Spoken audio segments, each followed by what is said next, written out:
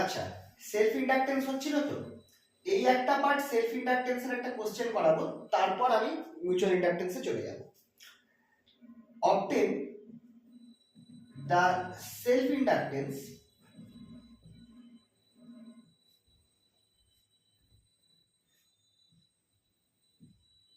between two current carrying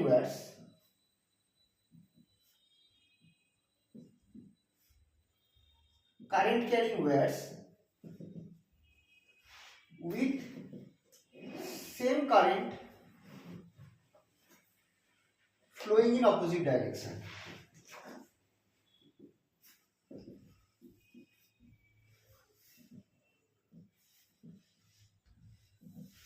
এটা একটা important, এটা আগে আসতো পরীক্ষাতে, এটা একটা ইম্পর্টেন্ট কোশ্চেন আমরা ধরতে পারি। এখানে আমরা করব কি, ধরো এটা ওয়াই অ্যাক্সিস, আমরা ওয়াই অ্যাক্সিসে দুটো তার ধরবো, এইটা হচ্ছে তারের অ্যাক্সিসটা। আচ্ছা, তারগুলো কিন্তু ইনফাইনাইটলি লং,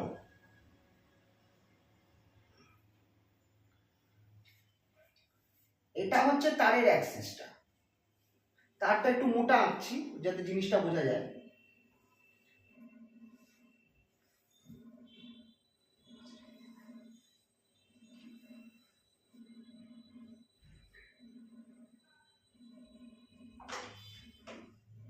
ঠিক আছে, দুটো তার রয়েছে, এই তারের, আচ্ছা এটা যেহেতু ওয়াই অ্যাক্সিস আমি এঁকেছি, ওয়াই অ্যাক্সিস আমি ধরে নিচ্ছি এই পয়েন্টটা হচ্ছে অরিজিন 0, এই পয়েন্টটা অরিজিন। আচ্ছা, তারগুলোর রেডিয়াস হচ্ছে এ, তারগুলোর রেডিয়াস হচ্ছে এ, তাহলে অবভিয়াসলি এই পয়েন্টটা আমার এ হবে, এই যে এই উপরের পয়েন্টটা এটা এ হবে। দুটো তারের মধ্যে মিডিল থেকে মিডিল পয়েন্টের ডিসটেন্স হচ্ছে ডি, দুটো তারের মিডিল থেকে মিডিল পয়েন্ট ডিসটেন্স ডি, তাহলে অবভিয়াসলি এই পয়েন্টটা, এই লম্বালম্বি পয়েন্টটা আমার ডি হবে। তাহলে এবার আমাকে বলে এই নিচের পয়েন্টটা, এইখানটা যেখানে তারটার এই এন্ডটা টাচ করছে, এইটা কত হবে? ডি মাইনাস এ। তাহলে এই পয়েন্টটা হচ্ছে ডি মাইনাস এ। তাহলে আশা করছি বুঝতে পারছো যে আমার অরিজিনটা হচ্ছে কোথায়, অরিজিনটা হচ্ছে এই তারের মিডিলটা, নিচের তারের মিডিলটা, তার ঠিক এই নিচের তারের উপর পোর্শনটা হচ্ছে এ পয়েন্টে আছে, উপরের তারের নিচের পোর্শনটা ডি মাইনাস এ পয়েন্টে আছে, আর উপরের তারের মিডিলটা আমার ডি পয়েন্টে আছে। ঠিক আছে, তো এইভাবে আমরা তারটাকে আমরা ধরে নেব, ফার্স্ট কাজ। ঠিক আছে, নেক্সট এবার আমরা করব কি, আমরা ধরবো একটা এরিয়া, একটা এরিয়া আছে ডিএল ডিওয়াই, যেটা কোথায় আছে, আমার নিচের তার থেকে ওয়াই, নিচের তারের মিডিল থেকে ওয়াই ডিস্টেন্স উপরে রয়েছে, এটা হচ্ছে একটা এরিয়া। আমাকে সবার আগে কাজ করতে হবে কি, এরিয়াতে কত ফ্লাক্স হচ্ছে সেটা আমরা বার করতে হবে। আরেকটা জিনিস আমি ধরবো, নিচের তারে কারেন্ট ফ্লো করছে এই দিকে, উপরের তারে same amount of current but opposite ডাইরেকশনে ফ্লো করছে, এটা আমরা ধরছি। আর তারগুলো হচ্ছে ইনফাইনাইটলি লং। তো এটা একটু আমি লিখে দিচ্ছি এখানটায় অ্যান্সারের মধ্যে, যে consider to wires carrying same current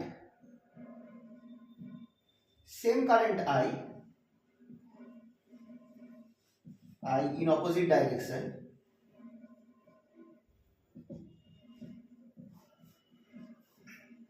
having radius a and separated by a distance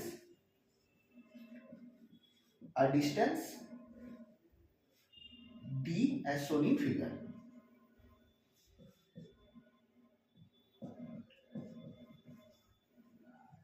ঠিক আছে, তো ফার্স্ট অফ অল এই as shown in figure হয়ে গেলে বলে দিলেই কিন্তু আমাদের ম্যাক্সিমাম কথা আর আমাকে দেখাতে হবে না, আমি এই পিকচারের মধ্যেই বলে দিচ্ছি।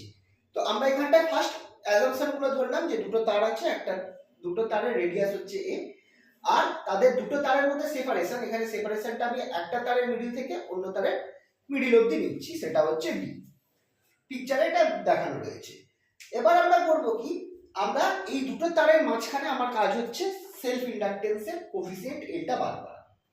ঠিক আছে, তো সেই অবস্থায় আমরা করব কি, আমাকে সবার আগে করতে হবে কি, আমি বলছি আমি এই পয়েন্টে ম্যাগনেটিক ফিল্ড কত হয় বার করব, নিচের তারের জন্য আর উপরের তারের জন্য। কোন পয়েন্টে, এই যে পয়েন্টটা স্টার্ট হচ্ছে এইখানে দেখো এই ওয়াইটা যে এই যে আমি এরিয়াটা ধরেছি এই এরিয়ার একদম নিচের পয়েন্টটা, এখানে ম্যাগনেটিক ফিল্ড কত হচ্ছে সেটা বার করবো। খেয়াল করো, আমরা জানি একটা ইনফাইনাইট লং তারে ম্যাগনেটিক ফিল্ডের একটা ফর্মুলা হয়, B equals to mu 0 I by 2 pi D. D হচ্ছে ডিস্টেন্স ফ্রম ওই তার থেকে কতটা দূরত্ব সেটা হচ্ছে নিচে থাকছে, বা মিউ 0 I বাই 2 পাই আর। মনে পড়ছে? এটা হচ্ছে ইনফাইনাইট ওয়্যারের জন্য, যেটা আমরা অ্যাম্পিয়ার সার্কিটাল ল দিয়ে প্রুফ করেছিলাম। আর কিভাবে ধরা হয়, কারেন্ট এই দিকে যাচ্ছে, তাহলে বুড়া আঙুলটা কারেন্টের দিকে রেখে আমি এই তারটাকে ধরার চেষ্টা করব, তখন গোল করে। তাহলে আমি দেখবো যে এই পয়েন্টে আমার ম্যাগনেটিক ফিল্ডের ডাইরেকশন কোন দিকে হচ্ছে, ভেতরের দিকে। ওপরের তারটা কারেন্টটা এইদিকে যাচ্ছে, তাহলে আমি বুড়া আঙুলটা এইদিকে রাখবো আর এইভাবে তারটাকে ধরার চেষ্টা করব। তখন আমি দেখছি এইখানেও আমার কারেন্টের ম্যাগনেটিক ফিল্ডের ডাইরেকশন কোন দিকে যাচ্ছে, দুটোই ভেতরের দিকে যাচ্ছে। তাহলে দুটোর ক্ষেত্রে ম্যাগনেটিক ফিল্ড ভেতরের দিকে হবে, তাহলে দুটোই অ্যাড হয়ে যাবে। দুটো তারের জন্য ম্যাগনেটিক ফিল্ড অ্যাড হয়ে যাবে, দুটো কারেন্ট যেহেতু অপোজিট ডাইরেকশনে। সেম ডাইরেকশনে থাকলে তখন আমার নেগেটিভ হবে। বোঝা গেল? হ্যাঁ, তাহলে এবার আমি এই পার্টটাও ধরবো। আর এখানে আমি আরেকটা জিনিস করবো সুবিধার জন্য, যে আমি ডিএল অংশটা যেটা আছে না সেটাকে 1 ধরে নেব, মানে লেন্থটা 1 কিন্তু এই থিকনেসটা আছে। কারণ তোমার এই ওয়াই বরাবর ম্যাগনেটিক ফিল্ড চেঞ্জ হবে, তার থেকে তুমি যত উপরে যাবে ওয়াই বরাবর তত ম্যাগনেটিক ফিল্ড আলাদা হবে। তো সেই জন্য আমি ডিওয়াইটা আলাদা, কিন্তু যেহেতু আমার লেন্থ বরাবর সেরকম চেঞ্জ হবে না, তাই ডিএলটাকে আমি 1 ধরে নেবো এক্ষেত্রে। তো এখানে আমি একটা বলো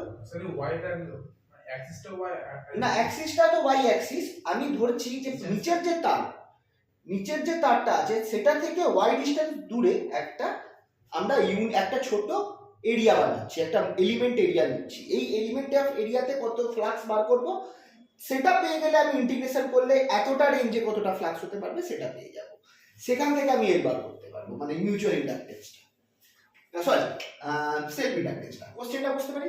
আচ্ছা, তাহলে এখানে আমি আরেকটা কথা লিখবো, যেটা হচ্ছে আমি এই এলিমেন্টটা ধরছি। We consider a small element of area dl dy at a distance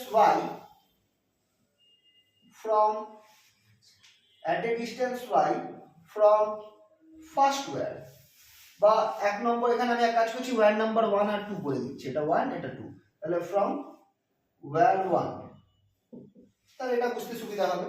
ঠিক আছে, এবার দেখো magnetic field at this point of the area, এই পয়েন্ট মানে এরিয়ার এই পয়েন্টটাতে, এই যে এরিয়াটা ধরেছি of the area dl dy, এই dl dy এই পয়েন্টটাতে যেটা আমার y দূরত্বে রয়েছে, সেই পয়েন্টে magnetic field due to wire 1 এক নম্বর ওয়্যারের জন্য এই পয়েন্টে ম্যাগনেটিক ফিল্ড কত হবে খেয়াল করে দেখো। আমার নিচের ওয়্যার থেকে আমার এটা কত দূরে আছে, y দূরত্বে আছে, তাহলে b1 mu 0 I by 2 pi y, এটা হচ্ছে আমার ফর্মুলাটা। ওই যে এখানে r ছিল তার বদলে এখানে y হবে। কিন্তু এই পয়েন্টটা যদি আমরা খেয়াল করি সেকেন্ড ওয়্যার থেকে কত দূরে রয়েছে, d মাইনাস y দূরত্বে। ও আচ্ছা, ওই পয়েন্টটাই সেকেন্ড ওয়্যার থেকে আমার d মাইনাস y দূরত্বে রয়েছে, কারণ এইখান থেকে টোটালটা d, এইটুকুনি y, তাহলে এইটুকুনি কত হবে, d মাইনাস y হবে। তাহলে সেইখানে আমি লিখবো and magnetic field at the same point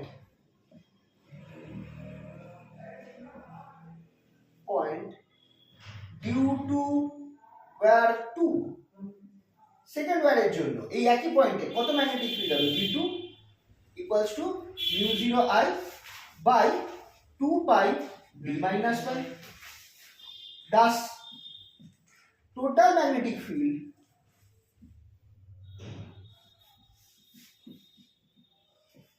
B equals to B1 plus B2 equals to mu 0 I by 2 pi 1 by y plus 1/d minus y।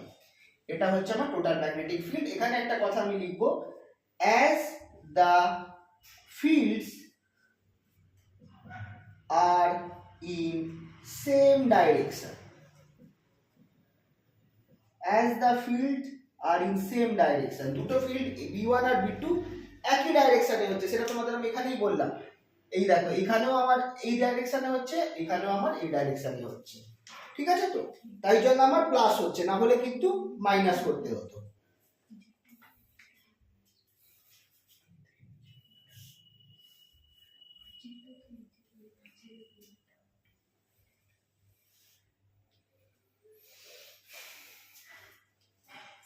বলো। ওই জায়গাটায় দুটো কোনো ভেক্টর নেই, যেটা ক্রস প্রোডাক্ট করে আমি কোন দিকে ডাইরেকশন হবে জানতে পারবো? আচ্ছা, এটা ক্রস প্রোডাক্ট এটা না, এটা ব্যাপারটা কি বলতো, এটা মানে যদি তোমাকে ওইভাবে বুঝতে হয়, মানে ক্রস প্রোডাক্ট করে, তাহলে তোমাকে কারেন্ট যেদিকে যাচ্ছে তার অপোজিট দিকে ইলেকট্রন যাচ্ছে, কিন্তু তাহলে তোমাকে ওইভাবে ভাবতে হবে যে কিন্তু না, সেটা তো তোমার অসুবিধাই হবে। ইলেকট্রন যেদিকে যাচ্ছে, মানে কারেন্ট এইদিকে গেলে ইলেকট্রন এইদিকে যাচ্ছে, তাহলে না, এটা ক্রস প্রোডাক্ট করে হবে না, ফোর্স বার করা যায়। তোমাকে যদি এইটা করতে হয়, এটার ক্ষেত্রে তোমাকে এটা মনে রাখতে হবে, মানে উপায় নেই, এই এই দুটো কেস তোমাদেরকে মনে রাখতে হবে যে ক্রস প্রোডাক্ট সবগুলোর ক্ষেত্রে আলাদা আলাদা কেস হয়। আর ধরো যদি তোমার ফোর্স বার করতে হয়, মানে একটা ম্যাগনেটিক ফিল্ডে একটা কারেন্ট ক্যারিং ওয়্যার রয়েছে, তার উপর ফোর্স কত হবে, তখন F = IL × B, ওই ফর্মুলা, বা তোমার এখানটা এটা F, এটা B, এটা I, এই ধরে বার করতে পারো এই Fleming's left hand rule use করে। কিন্তু যদি একটা স্ট্রেট ওয়্যারে তোমার যদি কারেন্ট, মানে স্ট্রেট ওয়্যারের চারপাশে ম্যাগনেটিক ফিল্ড বার করতে হয়, তখন এটা ছাড়া অন্য উপায় কিন্তু নেই। তোমাকে এটাই মনে রাখতে হবে, এখানে তুমি লেফট হ্যান্ড ইউজ করবে, সরি এখানে তুমি রাইট হ্যান্ড ইউজ করবে, এখানে আমি লেফট হ্যান্ড ইউজ করবো না, এখানে রাইট হ্যান্ড ইউজ করবে। রাইট হ্যান্ড কিভাবে ইউজ করবো, যে আমরা ধরো কারেন্ট যেদিকে যাচ্ছে সেই দিকে তুমি বুড়ো আঙুলটা রেখে তুমি এবার হাত দিয়ে কারেন্ট তুমি ধরার চেষ্টা করো তারটাকে, তাহলে তোমার আঙুলের ডাইরেকশনটাই ম্যাগনেটিক ফিল্ডের ডাইরেকশন হবে, আর বুড়ো আঙুলটা কারেন্টের ডাইরেকশন। তাহলে তুমি বুঝতে পারবে যে তোমার যে এই তারটা রয়েছে, তারের চারপাশে এই ডাইরেকশনে ম্যাগনেটিক ফিল্ড ঘুরছে। এবার যদি তোমার কারেন্ট উল্টে যায়, তোমার ম্যাগনেটিক ফিল্ডও উল্টে যাবে, কারণ তখন এইভাবে ধরতে হবে। বুঝতে পারলে তো? এটা ছাড়া উপায় নেই, এটা এইভাবেই মনে রাখতে হবে, আর এটা ইজিও মনে রাখা। হ্যাঁ, লুপের ক্ষেত্রে আরেকটা কায়দা আছে। আচ্ছা, লুপের ক্ষেত্রে বরঞ্চ তুমি ওই নর্থ আর সাউথ করে মনে রাখতে পারো, যে লুপের মধ্যে অ্যাকচুয়ালি নিয়মটা হচ্ছে, ধরো লুপে যদি এইভাবে কারেন্ট ফ্লো করে লুপে, তাহলে ম্যাগনেটিক ফিল্ডটা এই ডাইরেকশনে হয়। এটার ক্ষেত্রে তুমি আঙুলটাকে লুপ করে, আঙুলটাকে কারেন্ট করে দাও, পুরো আঙুলটাকে ম্যাগনেটিক ফিল্ড করে দাও, দেখো হচ্ছে, উল্টে যাবে। না হলে আরেকটা পদ্ধতি লুপের জন্য বেশ, সেটা হচ্ছে তুমি এইটা মনে রাখো, কারেন্ট এইদিকে যাচ্ছে তাহলে এটা নর্থ, আর নর্থ থেকে ম্যাগনেটিক ফিল্ড বেরোয়, তাহলে ম্যাগনেটিক ফিল্ড মাঝখানে এরকম থাকবে। লুপের ক্ষেত্রে যে কোনো একটা, এইটার ক্ষেত্রে এটা ছাড়া অন্য উপায় নেই। স্ট্রেট ওয়্যারের ক্ষেত্রে তোমাকে এইভাবেই মাথায় রাখতে হবে, ঠিক আছে? তাহলে ম্যাগনেটিক ফিল্ড পেয়ে গেছি, তাহলে এবার আমাকে বার করতে হবে যে ফ্লাক্স কত আছে, কোথায়? Flux in the area, flux in the area, flux through the area, or flux linked in the area। সেটা অ্যারো চিহ্নগুলো কি পরীক্ষা করলো, যেমন না না, এটা আরেকটা আমি দেখো, অনেকে পয়েন্টস লেখার সময় ডট দেয় না, বা দেয় না, ওই পয়েন্টস সাথে একটা অ্যারো চিহ্ন দেওয়ারই দরকার নেই, ওটা অ্যান্সার লিখে তোমরা নরমাল লিখে যাও। এটা আমি ওই পয়েন্টস, ব্যাপারটা যেটা আমার অভ্যাস হয়ে গেছে, যে পয়েন্টস লেখার সময় অ্যারো দিয়ে আমি আলাদা আলাদা পয়েন্ট করে দিলে না, কি বলতো, মানে পড়ার সময় সুবিধা হয় আর কি। না হলে যদি তুমি, মানে একটা নিয়ম আছে, যদি তোমাদের পড়া যদি লিনিয়ার থাকে, ধরো তুমি একটা নোটস বানাচ্ছ, নোটস বানাবার সময় পরপর লিখে যাও, যেমন বইতে আছে একদম পুরো প্যারাগ্রাফ, তোমার কিন্তু ব্রেন ওটা শর্ট করে ক্যাচ করতে পারবে না। কিন্তু এই প্যারাগ্রাফে সব পয়েন্টস লেখো, সব লাইন লেখো, কিন্তু আলাদা আলাদা লাইন লেখো, সবই একটা ধারে কামনা ওইটা মানে কি একটা বলে, ইনফরমেশন ওভারলোড নাকি একটা বলে, যে যখন তোমার কাছে প্রচুর ইনফরমেশন একসাথে এসে তোমার চোখে পড়বে, তখন ব্রেন ওটাকে এড়িয়ে যেতে চাইবে। তোমাকে করতে হবে কি, কোনোভাবে তোমাকে ইনফরমেশনটা সিম্পলিফাইড করতে হবে, আইদার কম লিখতে হবে, কিওয়ার্ডস লিখতে হবে, ছোট লেখাটা ছোট করতে হবে, বা গ্যাপিং বাড়াতে হবে, মানে তোমার ইনফরমেশনটা তোমার চোখে কম তোমার যে চোখের জায়গাটা ওখানে তোমার কম ইনফরমেশন পড়ছে, এরকম কিছু একটা করতে হবে, তাহলে সেটা ব্রেন চট করে ক্যাপচার করবে। তো তুমি পুরো নোটস পুরো বইতে যা আছে সবই লেখো, কিন্তু যদি তুমি পয়েন্টসে ভাগ করে দাও আর দুটোর মাঝখানে গ্যাপ দাও, দুটো পয়েন্টের মাঝখানে একটু স্পেস দাও লেখার সময়, তখন হবে কি পড়ার সময় ওটা খুব সুবিধা হবে। কিন্তু পরীক্ষার খাতায় অবভিয়াসলি আমরা ওইভাবে লিখবো না। হ্যাঁ, পরীক্ষার খাতায় তুমি পয়েন্ট হিসাবে লিখতে পারো, পরীক্ষার খাতায় জেনারেলি পরপর প্যারাগ্রাফ করে লেখাটাই বেস্ট। প্যারাগ্রাফ করে যেন লিখি আমরা, মানে আমরা এই যে পয়েন্টস লিখছি তো তার বদলে আমরা পরপর লিখে গেলাম, প্যারাগ্রাফ চেঞ্জ করে গেলাম, এরকম ভাবে লেখাটা বেশি ভালো হয়। কারণ এই অ্যারো দেওয়াটা অনেক সময় অনেক টিচার পছন্দ নাও করতে পারে। ঠিক আছে তো, যা ইচ্ছে ওটা করা যায়, একই ব্যাপার। ওটা হচ্ছে বুলেট করা আর কি। অ্যারো দাও বা ডট দাও, এটা হচ্ছে ওই বুলেট ফর্মেট, দেখবে যারা ওই পিপিটি করে পিপিটির মধ্যে ওই ফর্মেটে দেওয়া থাকে, যাতে ওই পয়েন্টস গুলো ক্যাপচার হয় চট করে, ওই কারণে ওটা দেওয়া থাকে। আচ্ছা, the flux linked with the area, the element area, the area dl dy, সেটা কত হবে, d phi আমি নাম দিচ্ছি, d phi b equals to b into dl b into a, এটা হচ্ছে plus b into a, that is b into dl dy. Here we take dl equals to 1, dl টাকে আমরা 1 ধরে নিচ্ছি, তাহলে আমার কি হয়ে যাচ্ছে, therefore d phi b is equal to b dy, d phi b টা আমার তাহলে b dy হয়ে যাবে। জাস্ট এবার b এর মানটা বসিয়ে দাও, or d phi b is equal to b এর মানটা বসিয়ে দিলে mu 0 I by 2 pi 1 by y plus 1 by d minus y dy।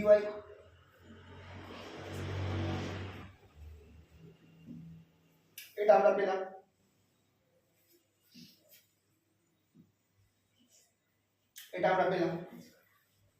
Thus flux linked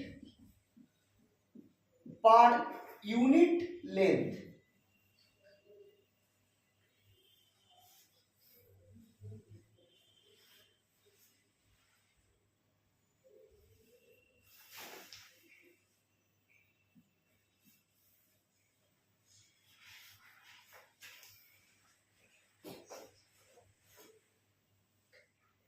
in between the two words। কেন এখানে পার ইউনিট লেন্থ করছি, মানে আমি এখানে বলতে চাইছি এই যে দুটো তার ছিল তো, এই তারের মধ্যে দেখো আমি এই অংশটাকে ধরেছিলাম, এইটা আমি ধরেছিলাম dy, আর এইটাকে আমি ধরেছিলাম dl equals to 1। এবার আমি করতে চাইছি এই গোটা অঞ্চলটায়, এই ইউনিট লেন্থের এই গোটা অঞ্চলটায় এই তার রয়েছে, এটা i1, এটা i অপোজিট ডাইরেকশনে, এই পার ইউনিট লেন্থে এতটা জায়গা জুড়ে কতটা ফ্লাক্স আছে, পুরো তারটায় নয়, এই অংশটায় পার ইউনিট লেন্থে কতটা ফ্লাক্স লিঙ্ক রয়েছে, মানে এতটা এরিয়া, মানে উপর থেকে এই অবধি। সেটা আমরা কি করে পাবো, অবভিয়াসলি আমাকে ইন্টিগ্রেট করতে হবে। আচ্ছা, ইন্টিগ্রেশনের লিমিটটা আমাকে দেখে বলতে হবে না, 0 থেকে d করলে এখানে হবে না, কারণ তারের গায়ে কিন্তু কোনো তোমার তারের গায়ে কিন্তু হবে, হ্যাঁ a থেকে d মাইনাস a থেকে, মানে a থেকে d মাইনাস a অবধি। স্যার ওটা যদি 0 থেকে d মাইনাস 2 এ করে দিই, না ওই গায়ে অবধি নেওয়া যাবে না, তোমাকে এই পয়েন্ট থেকে এই পয়েন্ট, তাহলে তোমাকে সিভাবে তোমাকে নিতে হবে, তাহলে উপরটা জিরো করতে হবে, সিভাবে করতে হবে আর কি। কিন্তু তাহলে রেজাল্ট কি আসবে, অবভিয়াসলি তাহলে এইটা আসছে a থেকে d মাইনাস a, ঠিক আছে। তাহলে আমি এটাকে লিখবো which is equal to, এখানে লিখছি equals to a থেকে d minus a mu 0 I by নিচে হবে 2 pi 1 by y plus 1 by d minus y dy। এটা হচ্ছে আমার 5, এটা আমি ফ্লাক্স পাবো যদি আমি এটাকে পুরোপুরি ইন্টিগ্রেট করি। চলো ইন্টিগ্রেশনটা করা যাক।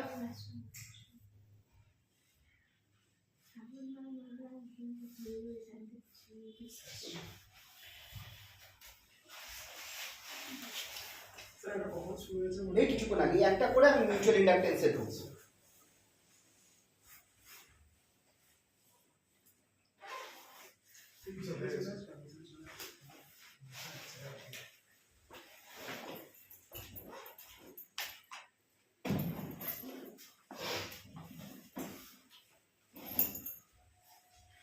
তাহলে যদি এবার আমি ইন্টিগ্রেশনটা করি তাহলে আমি কি পাচ্ছি দেখো, which implies 5e equals to ইন্টিগ্রেশনটা করব। আচ্ছা মিউ 0i/2 টা বাইরে চলে গেল, এটার ইন্টিগ্রেশন করলে আমি কি পাবো, log y পাবো প্রথমত, প্লাস log অফ, আচ্ছা এখানটায় দুটো জিনিস হবে, এখানে minus log d minus y পাবো, যেহেতু আমার এখানটা মানে d মাইনাস y কে z ধরলে আমার এখানে সামনে একটা minus d dy equals to minus dz হবে, তাহলে এইটা পাবো নিচে a উপরে d মাইনাস a। যদি আমি ইউনিটটা বসাই তাহলে আমি এরকম কিছু টার্ম পাচ্ছি মিউ 0i/2 পাই, প্রথমে d মাইনাস a বসালে পাবো ln d minus a y এর জায়গায় minus ln d of minus b plus a, এটা পাবো যখন আমি a বসাবো, মাইনাস করে যখন a বসাবো তখন পাবো ln a minus ln d minus a, এই জিনিসটা পাবো। গুছিয়ে নিলে আলটিমেটলি তোমরা দেখবে যে ফাই এর মানটা এটা বেরোচ্ছে, which is equal to mu 0i/2 পাই। এই টার্মটার সাথে এখানে দেখো এইটা আছে তো, এর সাথে আমি এখানে কেটে গিয়ে শুধু a পড়ে থাকবে, তাহলে ln d minus a minus ln a, তাহলে আমি এখানে পাবো minus ln d minus a by a পাবো এই দুটো থেকে, মাইনাস এখানটায় ln a মাইনাস এইটা রয়েছে, তাহলে আমি এখানে পাবো ln a by d minus এই টার্মটা পাচ্ছি। খেয়াল করো যদি উল্টে দিই তাহলে সেম হয়ে যাবে, তাহলে উল্টে দাও আর দুটোকে সেম করে দাও, উল্টে দিয়ে দুটোকে সেম করে দাও, তাহলে আমি এখানে পেয়ে যাবো mu 0i/2 pi into 2 ln d minus a by a, which is equal to mu 0i/pi ln d minus a by a. Now inductance, self inductance L is equal to 5v by I, flux by current টাই আমার হচ্ছে self inductance, therefore L কত পাওয়া যাচ্ছে, L equals to পাওয়া যাচ্ছে mu 0/pi log of d minus a by a, এইটা হচ্ছে আমার self inductance of between two current carrying wires carrying same current in opposite direction, এটা হচ্ছে সেলফ ইন্ডাকটেন্সটা। এটা একটা প্রশ্নে আসে ইম্পর্টেন্ট, এটা একটুখানি তোমরা দেখো, এটা মোস্ট প্রবাবলি আমার ওই এই অবধি আমার পিডিএফ এর মধ্যে সম্ভবত আছে। তারপরে একটা সেলফ ইন্ডাকশনস এর আপনি ডেরিভেশন লাস্ট, হ্যাঁ এটা সেলফ ইন্ডাকটেন্স বার করার, হ্যাঁ এটা লাস্ট অঙ্কটা সেলফ ইন্ডাকটেন্স। আচ্ছা তোমাদের আমি এরপর মিউচুয়াল ইন্ডাকটেন্সটা স্টার্ট করব। আচ্ছা এখানে একটা হ্যাবট জিনিস আছে, নন ইন্ডাকটিভ উইন্ডিং, একটা জিনিস আমি এখানে অ্যাড করছি, নন ইন্ডাকটিভ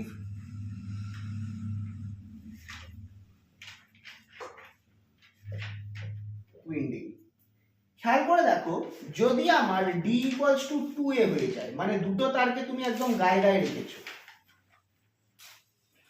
তার মানে এদের দুজনের মধ্যে ডিস্টেন্সটা সেটা d ইকুয়ালস টু 2a হয়ে গেছে, দুটো তারকে তুমি একদম গায়ে গায়ে জড়িয়ে রেখেছো। দেখো রেডিয়াসটা কত, তারের রেডিয়াসটা কত, এই একটা তার আর এই একটা তার, এই হচ্ছে সেন্টার, এই হচ্ছে সেন্টার,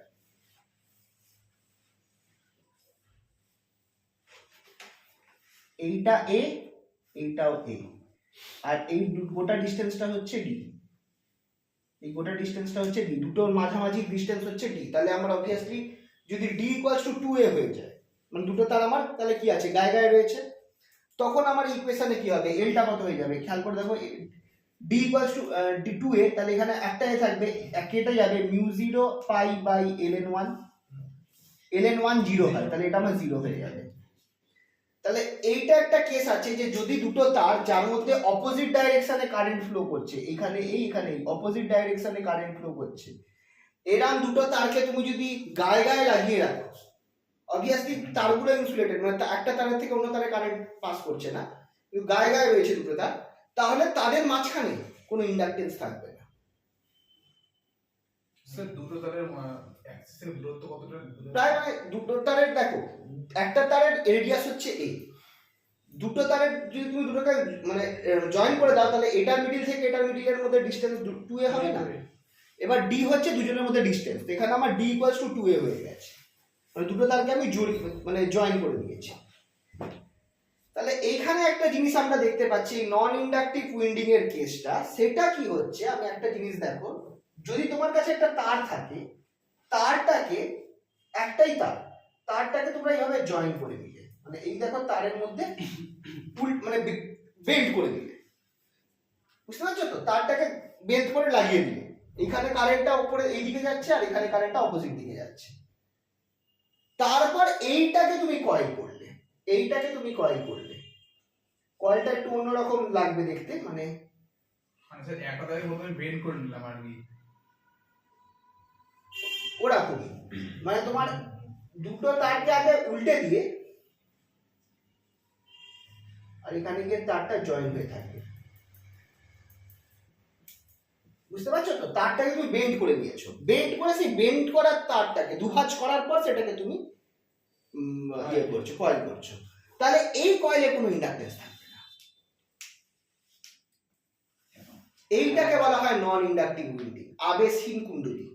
তারটাকে বেন্ড করে দেবে, বেন্ড করে তুমি এই দেখো বেন্ড করছো, মানে এটা তুমি এখানে লাইনটাকে তার মনে করো, ঠিক আছে, তাহলে তুমি তারটাকে বেন্ড করলে তুমি কি পাচ্ছ, বেন্ড করে দুটোকে জোড়া লাগিয়ে দিচ্ছ, মানে এই তারটাই লাগাচ্ছ।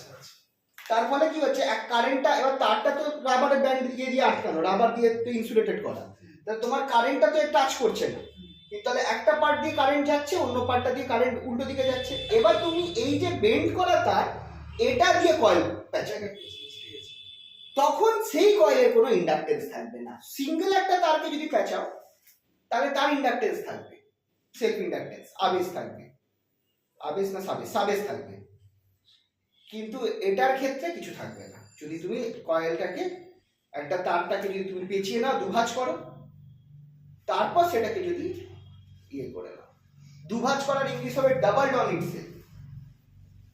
সেলফ ইন্ডাকটেন্স মানে লগ দিয়ে ফর্মুলাটা, লগ দিয়ে ফর্মুলাটাই আছে নাকি এটা তো আমরা নরমাল ফর্মুলা করেছিলাম? না না, এইটা তো তুমি এই কেসটা দেখাচ্ছি যে আমার যদি দুটো তারে অপোজিট দিকে কারেন্ট যায়, তাহলে তার ক্ষেত্রে সেই তারের মাঝখানে আমার ওটা মানে আপনি যেটা বললেন ওটা বুঝলাম, যে এল এর ফর্মুলা যেটা আছে সেলফ ইন্ডাকটেন্সে, এটা তো আমরা মানে না, এটা এই পার্টিকুলার কেসে এটা বেরোবে। আচ্ছা, এই পার্টিকুলার কেসে এটা বেরোবে, এটা আমরা করে দেখলাম, ঠিক আছে। এই লগটা সেলফ ইন্ডাকটেন্স যদি ডিরাইভ করতে নরমাল ফর্মুলাটা লিখতে হবে। আর এই আবেশহীন কুণ্ডলী আর এই নন ইন্ডাকটিভ উইন্ডিং এর জন্য এই কেসটা কিন্তু ইম্পর্টেন্ট, তো এই কেসটা তোমরা একটু দেখবে, ঠিক আছে, তো এটা কিন্তু পরীক্ষায় অনেক সময় আসে। আর নন ইন্ডাকটিভ উইন্ডিংও কি প্রশ্ন আসতে পারে 1 নম্বর বা 2 নম্বরে, সেটা আশা করি তোমরা বুঝতে পেরেছো কি হবে, ডেফিনেশনটা দেখবে নোটের মধ্যে দেওয়া আছে, ঠিক আছে। তাহলে এই অবধি আমার ছিল হচ্ছে কি বলে আমাদের সেলফ ইন্ডাকটেন্সটা। এবার আমরা স্টার্ট করছি পরের পার্টটা, মিউচুয়াল ইন্ডাকটেন্স, ঠিক আছে, এটা মুছলাম তাহলে।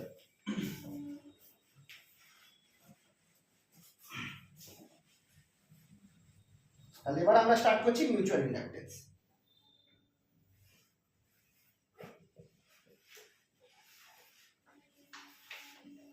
ধরো দুটো কয়েল আছে, একটা কয়েলের নাম হচ্ছে C1 আর একটা কয়েলের নাম হচ্ছে C2, কয়েলটা পাশাপাশি রয়েছে, কয়েলগুলোর রেডিয়াস আলাদা হতে পারে, এখানটায় আমরা এক রাখছি না।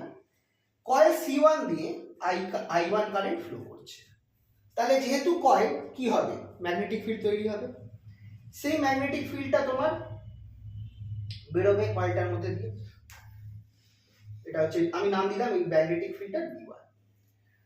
তো যখন কয়েল 1 এ আমার কারেন্ট ফ্লো হচ্ছে, তখন কয়েল 1 থেকে ম্যাগনেটিক ফিল্ড সৃষ্টি হবে, যেহেতু কয়েল C2 টা আমার C1 এর কাছে রয়েছে, তাই জন্য কয়েল C1 এর ম্যাগনেটিক ফিল্ডটা C2 এর মধ্যে দিয়ে পাস করবে। এবার তাহলে এর ফলে কি হচ্ছে, আমার এবার এখানে একটা জিনিস দেখো, যদি আমার এই কয়েলের কারেন্টটা, এই যে কয়েলটা রয়েছে C1, সেই কারেন্টটা যদি পরিবর্তন হয়, তাহলে এই ম্যাগনেটিক ফিল্ডটা পরিবর্তন হবে, তাহলে আমার এই C2 কয়েলের চারপাশে যে ম্যাগনেটিক ফিল্ড বা ফ্লাক্সটা রয়েছে সেটাও পরিবর্তন হবে, তখন আমার এই কয়েল C2 তে একটা ইএমএফ ইনডিউসড হবে, ফ্যারাডের সূত্র। তার মানে একটা কয়েলের ম্যাগনেটিক ফিল্ড চেঞ্জ বা একটা কয়েলের কারেন্টের চেঞ্জের জন্য তার পাশে একটা কয়েলের ওপর আমার ইএমএফ ইনডিউস হতে পারে। তো এই রিলেশনটাকে আমি বলতে পারি যে এদের মধ্যে একটা কিছু রিলেশন আছে, এইটাকেই আমরা বলছি ইন্ডাকটেন্স। মানে একটার ফ্লাক্স কত পরিমাণ করে পাশের কয়েলের সাথে মানে রিলেট করে, সেইটাকে আমরা এখানে বলবো হচ্ছে মিউচুয়াল ইন্ডাকটেন্স। এটার ডেফিনেশন আমি আসছি। যে সাপোজ, আচ্ছা let there are two coils C1 and C2 আর two coils C1 and C2 close to each other. এবার কি হচ্ছে, if current I1 passes বলবো না, flows through coil C1, flows through C1, comma, a magnetic field B1 is created. As C2 is close to C1,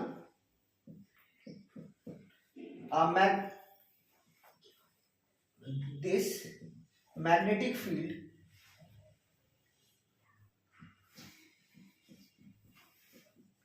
passes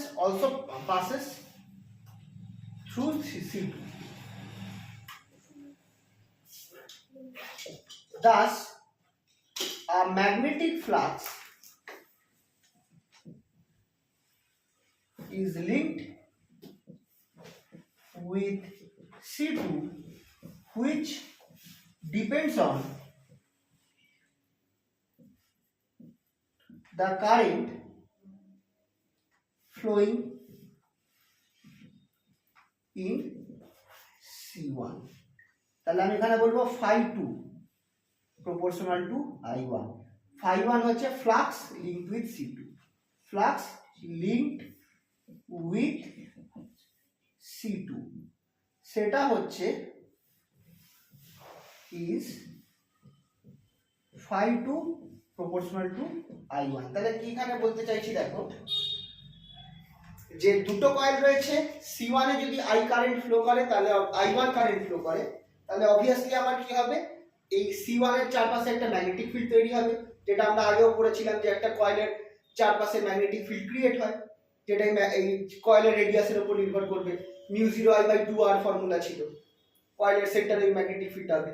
যেহেতু C2 টা C1 এর কাছে আছে, তাই এই ম্যাগনেটিক ফিল্ডটা কিছুটা C2 এর মধ্যে দিয়েও পাস করবে। তাহলে এবার ম্যাগনেটিক ফিল্ড একটা কয়েলের মধ্যে দিয়ে পাস করছে, তাহলে কি আমি বলতে পারি যে এই কয়েলের মধ্যে দিয়ে একটা ফ্লাক্স যাচ্ছে, একটা ম্যাগনেটিক ফ্লাক্স যাচ্ছে। তো কত পরিমাণ ম্যাগনেটিক ফ্লাক্স C2 এর মধ্যে দিয়ে যাচ্ছে, সেইটা অবভিয়াসলি কার উপর নির্ভর করবে, C1 এ কত কারেন্ট ফ্লো করছে, কারণ C কারেন্টটাই ম্যাগনেটিক ফিল্ডটাকে তৈরি করছে। তো আমি এখানে বলছি যে C2, the flux linked with C2, সেটাকে আমি নাম দিয়েছি phi2, which is proportional to I1. I1 হচ্ছে কারেন্ট ইন C1, I1 টা হচ্ছে current in C1, current in C1।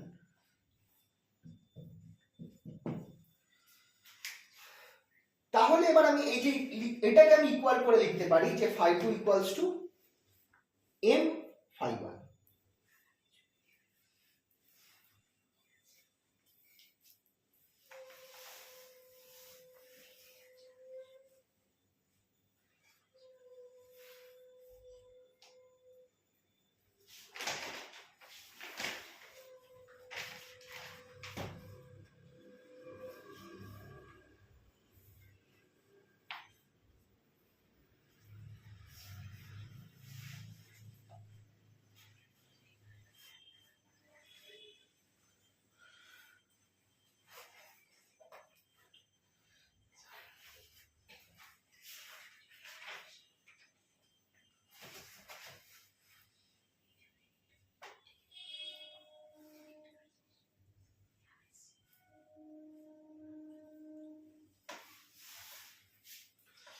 উপরটা একটু মুছলাম। তাহলে এখান থেকে আমি কি বলতে পারি, প্লাস phi2 যেটা, সেটাকে আমি লিখতে পারি is equal to m 21 I1, the constant of proportionality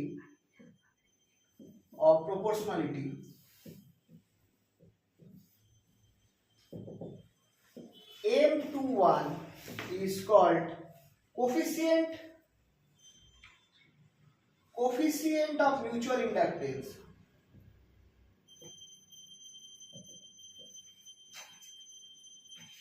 on coil of coil C2 due to current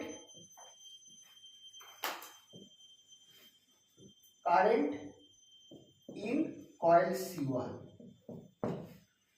Similarly,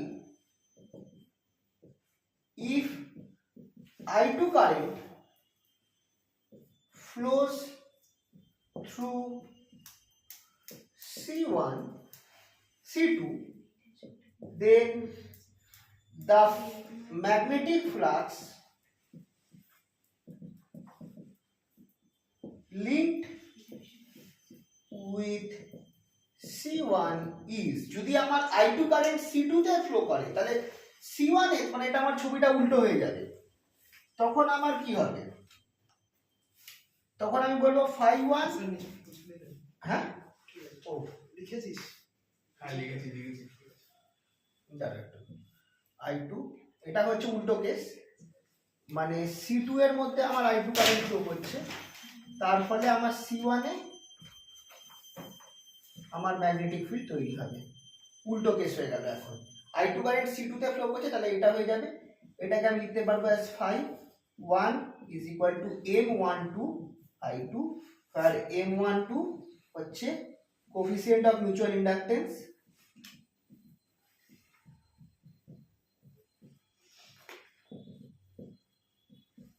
of coil C1 due to current on coil C2। এবার এখানে তোমরা দেখো নামটা খেয়াল করবে, এখানে আমার M21 আছে, এর ওপর হচ্ছে এটার জন্য, সবসময় এইভাবে অর্ডারটা থাকবে, এর ওপর হচ্ছে এটার জন্য।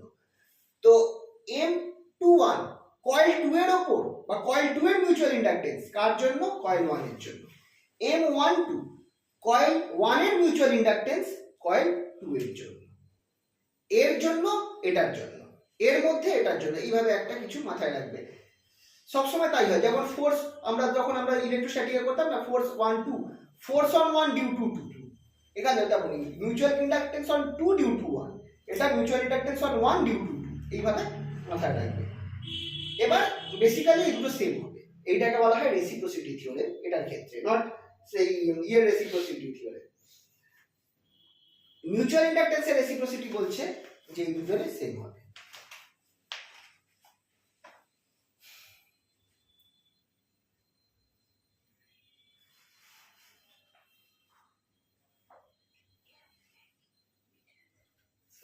এই লাইনটা flux link with C2 is phi2 into I1 current।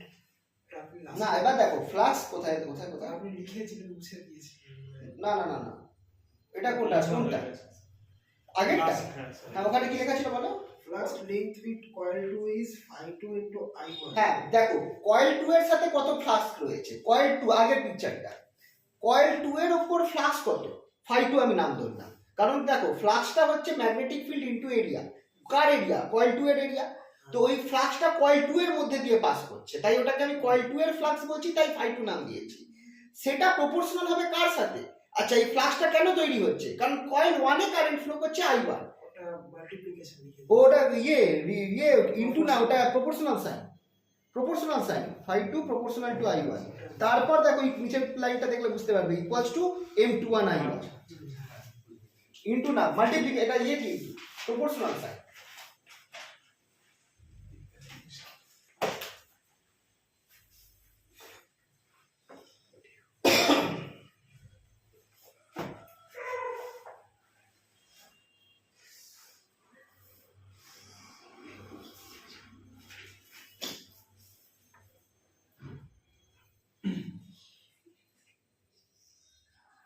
আচ্ছা এখানে আরো কিছু কেস আছে, এখানে তো আমরা একটা সিঙ্গেল কয়েল নিয়ে কথা বলেছি, যদি কয়েলের মধ্যে n টার্নস থাকতো তাহলে, আচ্ছা হয়ে গেলে বলুন।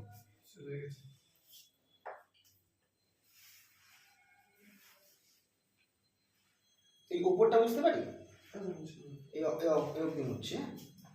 তাহলে এখানে একটা নোট বলে দিচ্ছি, note, if there are n1 turns in coil C1 and n2 turns in C2, then flux linked with C1 and C2 respectively are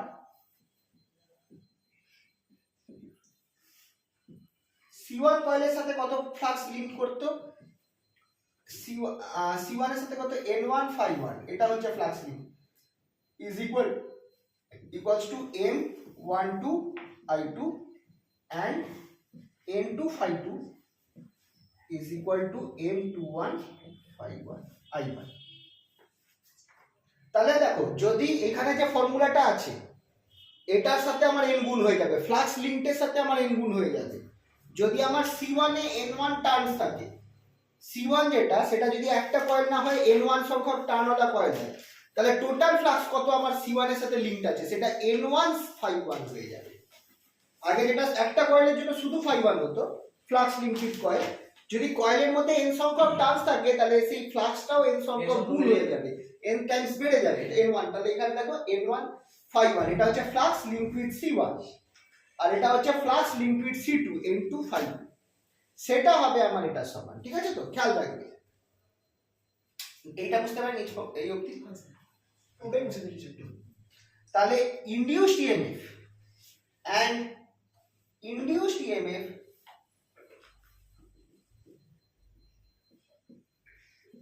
in coil 1 and C1 and C2 respectively আর C1 এ কত হবে epsilon 1 equals to minus N1 d phi 1 dt, এটা আমার হয়ে যাবে equals to minus M12 di2 dt, এটা হবে phi 1 epsilon 1টা যেটা হচ্ছে induced EMF in coil C1, R induced EMF in coil C2 সেটা হবে epsilon 2 equals to minus M2 d phi 2 dt which is equal to minus M21 di1 dt।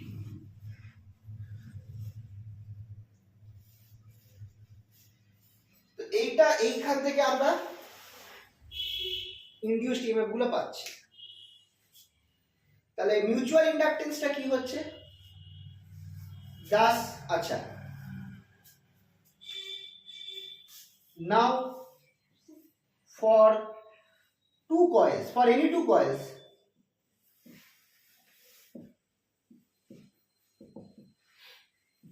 M12 is equal to M21 equals to M, where M is called coefficient of mutual inductance, coefficient of mutual inductance between the two coils, coefficient of mutual inductance, sir derivation আসলে কি করে হ্যাঁ between the two coils, এখন করানো হবে না কিভাবে হয়ে গেছে না সেটাই না ডেফিনেশন তো ডেরিভেশন তো এটাই ছিল, ডেরিভেশন এটাই। আর ডেফিনেশন হচ্ছে তাহলে তুমি এখান থেকে তুমি বলতে পারবে, ডিফাইন করতে পারবে যে M12 M যেটা সেটা তোমরা আইদার করতে পারবে যে flux by current or else এই ফর্মুলা থেকে EMF induced by change in current.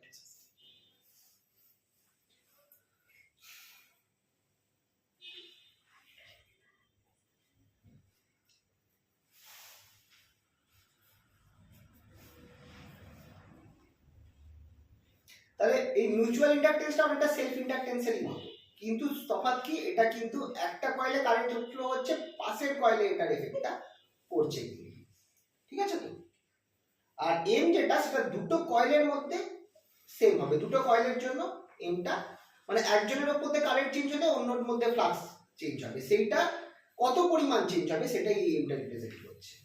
এবার এই এমটা অনেক কিছুর উপর নির্ভর করে, দুটো কয়েল বা দুটো যে কয়েল আছে কার রেডিয়াস বড়, কার সাইজ বড়, তারা কি অ্যাঙ্গেলে রয়েছে, সেই সবের উপর জিওমেট্রির উপর নির্ভর করবে, যেটা এম আমাকে দেবে। ঠিক আছে, এখান থেকে দুটো প্রশ্ন খুব আসে, সেটা হচ্ছে প্রথমত তো আচ্ছা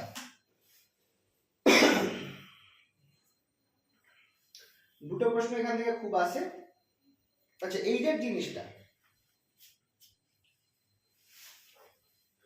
আচ্ছা হয়ে গেল।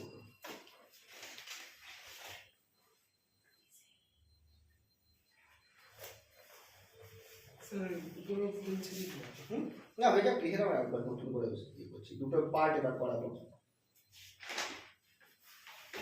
তো আশঙ্কা না। ঠিক আছে,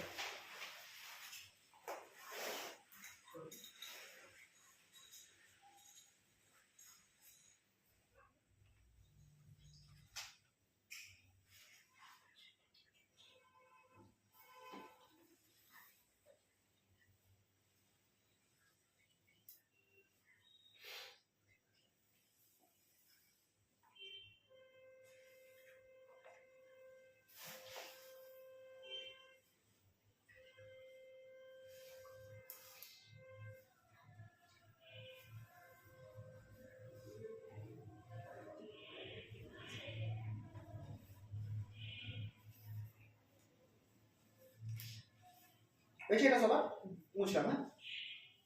এরপর দুটো কেস মিউচুয়াল ইন্ডাকটেন্স থেকে খুব আসে, সেটা হচ্ছে ফার্স্ট হচ্ছে সোলেনয়েডের জন্য মিউচুয়াল ইন্ডাকটেন্স বিটুইন টু সোলেনয়েডস।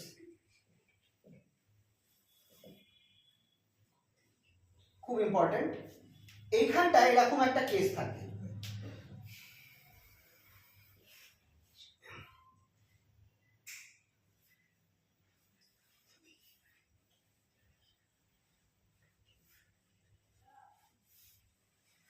হ্যাঁ এরকম দুটো সোলেনয়েড থাকবে,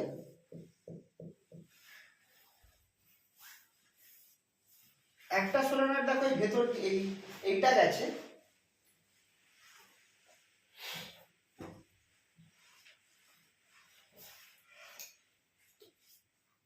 এই যে বাইরের যে সোলেনয়েডটা দেখো এখানে একটা অনেকটা লাটাইয়ের মতো দেখতে লাগছে, এই বাইরেরটাকে আমরা বলি প্রাইমারি সোলেনয়েড,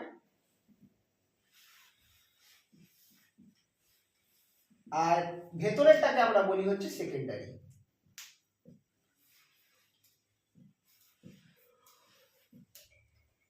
সেকেন্ডারি সোলেনয়েডের এরিয়া দেওয়া লাগবে এরিয়া এ, আর নাম্বার অফ টার্নস লাগবে n2। প্রাইমারির ক্ষেত্রে আমরা লেন্থ লাগবে লেন্থ l, আর নাম্বার অফ টার্নস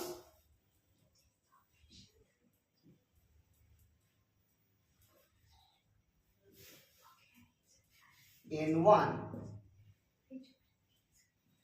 ঠিক আছে, তো প্রাইমারি সোলেনয়েডের আমার লাগছে লেন্থ আর নাম্বার অফ টার্নস, সেকেন্ডারি সোলেনয়েডের লাগছে আমার এরিয়া, এরিয়া হচ্ছে অবভিয়াসলি ক্রস সেকশনাল এরিয়া।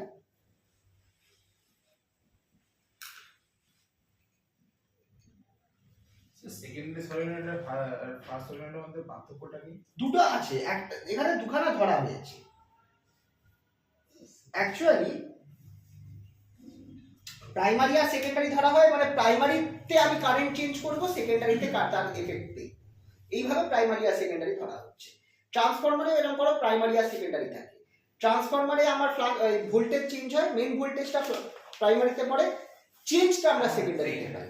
এখানেও সেম কেস, আমরা কারেন্টটা পাঠাচ্ছি হচ্ছে প্রাইমারিতে, আর তার জন্য আমি এফেক্টটা দেখবো কোথায়, সেকেন্ডারিতে আমি দেখবো, এই কারণে নামটা ওরকম করা হয়েছে। এক্ষেত্রে তোমরা দেখো পিকচারের মধ্যে কিরাম দেওয়া রয়েছে যে সেকেন্ডারি সোলেনয়েডটা প্রাইমারিতে মানে উপর দিয়ে গেছে, মানে এনক্লোজ করে রয়েছে।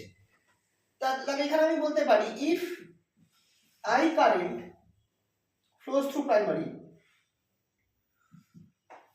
flows through the primary solenoid,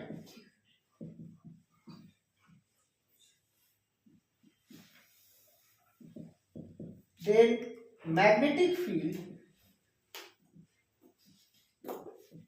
produced inside the solenoid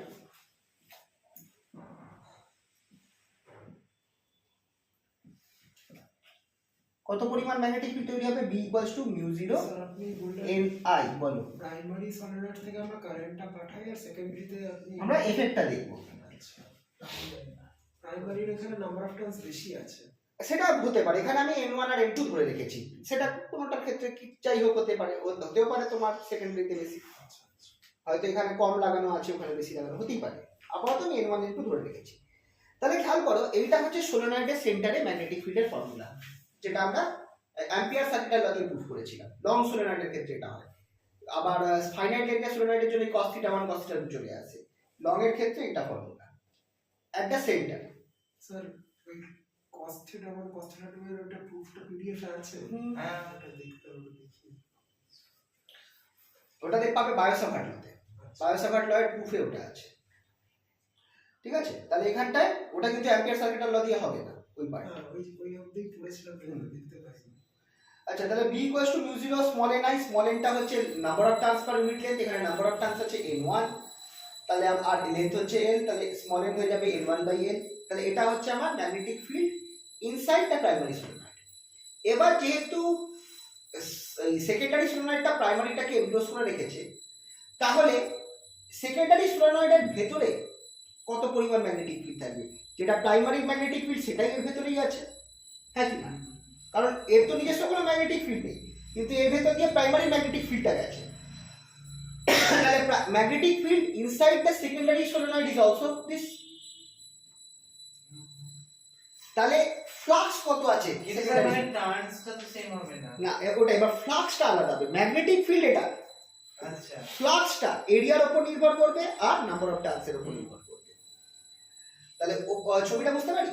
ছবি আর লেখাটা, স্যার লেখাটা একটু এই লেখাটা আর কি, হ্যাঁ ওই তো বুঝতে ছবি অবধি লেখাগুলো যেটা আছে, ছবিটা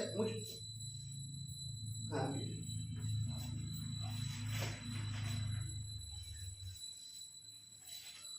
ছবিটা হয়ে গেছে, ছবিটা মুছলাম।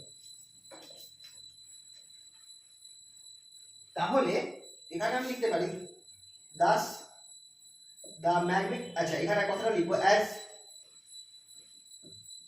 The secondary encloses the primary, the flux, the magnetic field inside the secondary solenoid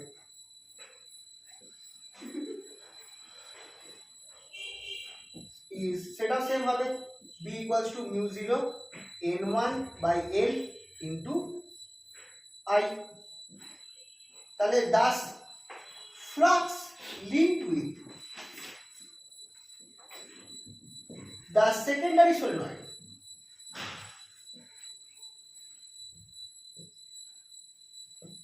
সেটা equals to n phi b, সেটা আমার হয়ে যাবে equals to n2 phi b, which is equal to n2 b into a। কারণ ফাইটা কি, ফাইটা হচ্ছে আমার b into a, R n2 কেন? কারণ নাম্বার অফ টার্নস কত আছে আমার সেকেন্ডারি সোলেনয়েডে? n2। টোটাল ফ্লাক্স তো এটাই হয়, যদি আমার যতগুলো টার্ন থাকবে তত টাইমস ফ্লাক্সটা মাল্টিপ্লাই হয়ে যায়। তো আর ফ্লাক্স হচ্ছে magnetic field into area, magnetic field কত এত, তার সাথে এরিয়া গুণ হবে। আর n2টা কেন গুণ হচ্ছে? কারণ আমার সেকেন্ডারিতে n2 সংখ্যক টার্নস আছে, তাই টোটাল ফ্লাক্সটা হবে n2 ইনটু সিঙ্গেল কয়েলের ফ্লাক্সের সমান। তাহলে এইটা হয়ে গেল n2 into b into a, ইচ্ছা বুঝলাম। তাহলে তুমি b এর মানটা বসিয়ে দাও, কত পাচ্ছ দেখো। তাহলে n2 b এর মান বসাও, mu 0 n1 l i into a, ব্র্যাকেটে আমার পড়ে থাকবে mu 0 n1 n2 by l a into i।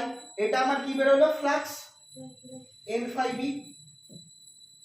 এটা আমার বেরোলো total flux linked with secondary. Now by definition থেকে আমরা কি জানি? n phi b যেটা, আচ্ছা n না, এটা n2 হবে, n2 phi b is equal to mutual inductance m into i। তাহলে এখান থেকে কম্পেয়ার করলে আমরা কি পাচ্ছি? therefore এম যদি কম্পেয়ার করো আমরা এই জিনিসটা পাবো mu zero n1 n2 a by a, এটা আমরা পেলাম মিউচুয়াল ইন্ডাকটেন্স অফ সেকেন্ডারি।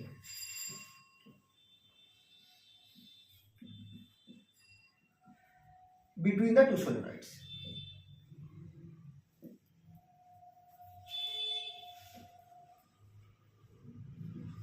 যেহেতু আমার মিউচুয়াল হয় তাই জন্য যদি তোমরা উল্টে সেকেন্ডারিতে আই কারেন্ট পাঠাও তাহলে তোমার দেখা যাবে যে এত পরিমাণে মিউচুয়াল আমার হবে মানে প্রাইমারিতে, যেহেতু এটা সেম হয় মিউচুয়াল মানে দুটো একই হয়। আগেরটা দেখলাম না M12 আর M21 সেম হয়, তো দুটো এটা আমি বলবো না যে আমার সেকেন্ডারি মিউচুয়াল ইন্ডাকটেন্স, এটা অ্যাকচুয়ালি দুটো কয়েলের মধ্যে মিউচুয়াল ইন্ডাকটেন্স। একটা তো টার্ন বেশি, একটা তো turn কম। না কিন্তু তোমার এরিয়া, একটা এরিয়া কম অন্যটার বেশি, তো ওভারঅল তোমার এটাই বেরোবে মিউচুয়াল ইন্ডাকটেন্স দুটো কয়েলের জন্য সেম হবে সব আমরা সময়। ট্রান্সফরমারে যেটা পড়েছিলাম যে হ্যাঁ। এখানে একটাতে বেশি না ওটা তো ভোল্টেজটা, ওটা তো কয়েলের জন্য ভোল্টেজ চেঞ্জ হচ্ছে। আমি তো এখানে তো মিউচুয়াল ইন্ডাকটেন্স ট্রান্সফরমারে এটা কি হচ্ছে, ওখানে এটা করে extra- লাভটা কি হচ্ছে, হ্যাঁ? এরকম তার বেশি লাভটা কি হচ্ছে কার ক্ষেত্রে ট্রান্সফরমারের ক্ষেত্রে? ওই তো ভোল্টেজ চেঞ্জ হচ্ছে, তুমি ভোল্টেজটা চেঞ্জ করে দিতে ভোল্টেজটা পারছো। বাড়িয়ে দিতে পারছে, Obviously. Same current flow. হ্যাঁ তাহলে তোমার কারেন্ট সেম না, কারেন্ট কমে যাচ্ছে, তোমার পাওয়ার সেম থাকবে ও V ইনটু I। তার ফলে তুমি কি করতে পারছো, তুমি যদি তুমি ধরো 220 ভোল্টে তোমাকে কত যত মেগাওয়াটে পাওয়ার পাঠাতে হচ্ছে, তত মেগাওয়াটে পাওয়ার যদি 220 ভোল্টেই পাঠাতে হতো তাহলে power equals to voltage into current, voltage ছোট তাহলে কারেন্ট বেশি হতে হবে, হাই ওয়াটেজ পাওয়ার থাকবে। তো এবার যদি ওটা বেশি দূরে যায় তার দিয়ে যদি পাঠাতে হয় তাহলে রেজিস্ট্যান্স আছে তো তারে, তোমার কারেন্টটা স্ট্রং, তাই জন্য প্রচুর হিট হবে, প্রচুর লস হবে কারেন্টে। তো এটা কমাবার উপায় হচ্ছে তুমি ভোল্টেজ বাড়িয়ে কারেন্ট যদি কমাতে পারো যাতে পাওয়ারটা সেম থাকে, V ইনটু I, ভোল্টেজ বাড়িয়ে দাও পাওয়ারটা এই কারেন্টটা কমিয়ে দাও, পাওয়ার সেম থাকবে। তো এইটা করা যায় ট্রান্সফরমার দিয়ে। তোমার পাওয়ার তো দেখো পাওয়ার চেঞ্জ হওয়া মানে তো এনার্জি হয়ে যাবে, হ্যাঁ ল অফ কনজারভেশন মার্কে যাবে। হ্যাঁ তো তুমি কখনো তো এনার্জিকে তো কমাতে বাড়াতে পারছো না, তুমি ভোল্টেজটাকে, তোমার কারেন্ট কমে যাবে ভোল্টেজ বেড়ে ভোল্টেজ যাবে, বেড়ে যাবে। পাওয়ার ফিক্স থাকছে। কিন্তু স্যার ওই পরিমাণ কারেন্ট তো তাহলে ফ্লো হচ্ছে না আর কি। না তোমার ওটাই ভোল্টেজ বাড়ে, পাওয়ারটা তুমি পাঠাচ্ছ, তুমি অ্যাকচুয়ালি ও সেই পাওয়ারটা আর কি যাচ্ছে, ভোল্টেজ তো তোমাকে তো আলটিমেটলি পাওয়ার পাঠাতে হবে। হচ্ছে। দেখো আমরা যতক্ষণ হ্যাঁ। আমাদের এখান থেকে যে কারেন্ট আসছে ইয়ে থেকে ওই কি বলে যেখান থেকে পাওয়ার জেনারেট হচ্ছে সেখান থেকে যে কারেন্ট আমাদের এখানে আসছে, আমরা কারেন্ট কিন্তু যতক্ষণ ইউজ করবো না আমরা কোনো এনার্জি খরচা করছি না, আমাদের বিলও উঠবে না। তোমরা যদি সব ঘরে সারা বছর লাইট ফ্যান অফ রাখো তোমাদের বিল আসবে না, কিন্তু যখন আমরা কনজিউম করব কারেন্ট, আমরা কারেন্ট কনজিউম করি না, আমরা পাওয়ার কনজিউম করি। আমরা কারেন্ট বলতে বলতে অভ্যস্ত হয়ে গেছি যে কারেন্ট চলে গেল কারেন্ট এসে গেল, আমরা পাওয়ার কনজিউম করি, এনার্জি পার ইউনিট টাইম আমরা যদি খরচা করছি। মিটারও তো ইউনিট হচ্ছে। Obviously, kilowatt hour, which is energy, unit of energy. Power into time, kilowatt hour. তো আমরা এনার্জি কনজিউম করছি বা পাওয়ার কনজিউম করছি। পাওয়ার মানে আমরা বলতে চাইছি যে কম এনার্জি বেশি টাইমে, সেটাকে পাওয়ার বলছি আর কি। তো সেইটা তো পাঠাচ্ছে, আমাকে তো এনার্জি পাঠাচ্ছে যা ইলেকট্রিক পাওয়ার হাউস থেকে, সেটা আমরা পাচ্ছি, সেটা আমরা ইউজ করছি। কারেন্টটা তো একটা জাস্ট মাধ্যম যেটা আসছে আর কি, কারেন্টের থ্রু দিয়ে, ইলেকট্রিক কারেন্টের থ্রু দিয়ে আমরা এনার্জিটা খরচা করছি, কিন্তু কারেন্ট আমরা ইউজ করছি। ভোল্টেজটাকে বাড়িয়ে রাখা হয়। হ্যাঁ, তো কারেন্টটা যাতে আরামসে পৌঁছতে পারে, কারেন্টটা যাতে মাঝখানে লস না হয়, ওই কারণে এই ব্যাপারটা করা হয়, বুঝতে পারলে?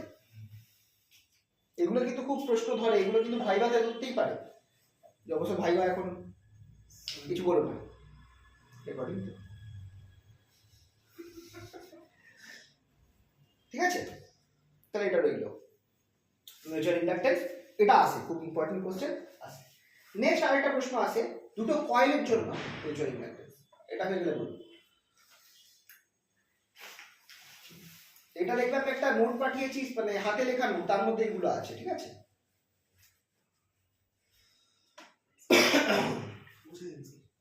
আচ্ছা মুছলাম। হ্যাঁ, এরপরে যে প্রশ্নটা আছে সেইটাতে এটা এসেছিল, তোমরা কোনো একবার দেখবে প্রিভিয়াস ইয়ারের কোশ্চেন এসেছিল, সেটা হচ্ছে mutual inductance between two coals.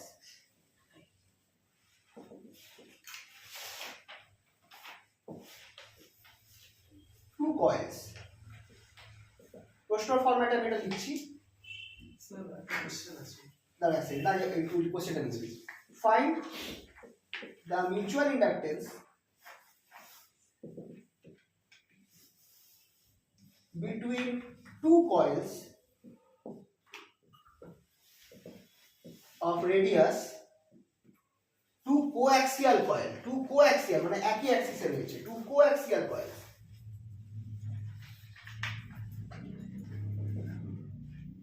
of radius R1 and R2, R2 greater than R1, separated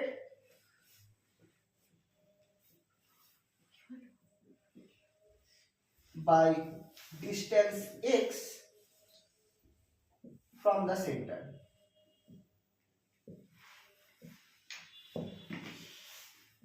basically এরকম পিকচারটা হবে, দুটো কয়েল আছে, এটার সেন্টার, এদের মধ্যে দূরত্ব হচ্ছে x, এইটা আমি নাম দিই, এই বড় কয়েলটার রেডিয়াস হবে আমার R2, ছোট কয়েলটার রেডিয়াস হবে আমার R1, কারণ বলা আছে R2 গ্রেটার দ্যান R1। তাহলে এইটার কয়েলটার নাম দিলাম আমি C2, এই কয়েলটার নাম দিলাম আমি C1। আমি ধরে নিচ্ছি C2 তে আমার I2 কারেন্ট ফ্লো করছে। তাহলে এবার আমি করব কি, আমাকে এই দুজনের মধ্যে মিউচুয়াল ইন্ডাকটেন্স বার করতে হবে, এই দুটো কয়েলের মধ্যে মিউচুয়াল ইন্ডাকটেন্স কত সেটা বার করতে হবে। না বলো কি কোশ্চেন আছে? বলছি এখন যেমন আমরা এলইডি ইউজ করি, ওটা লেস পাওয়ার কনজিউম করে, বলে আগে সিএফএল করতাম, ওটা বেশি হতো, ওটার তো ডিফারেন্সটা কি? অনেক ডিফারেন্স।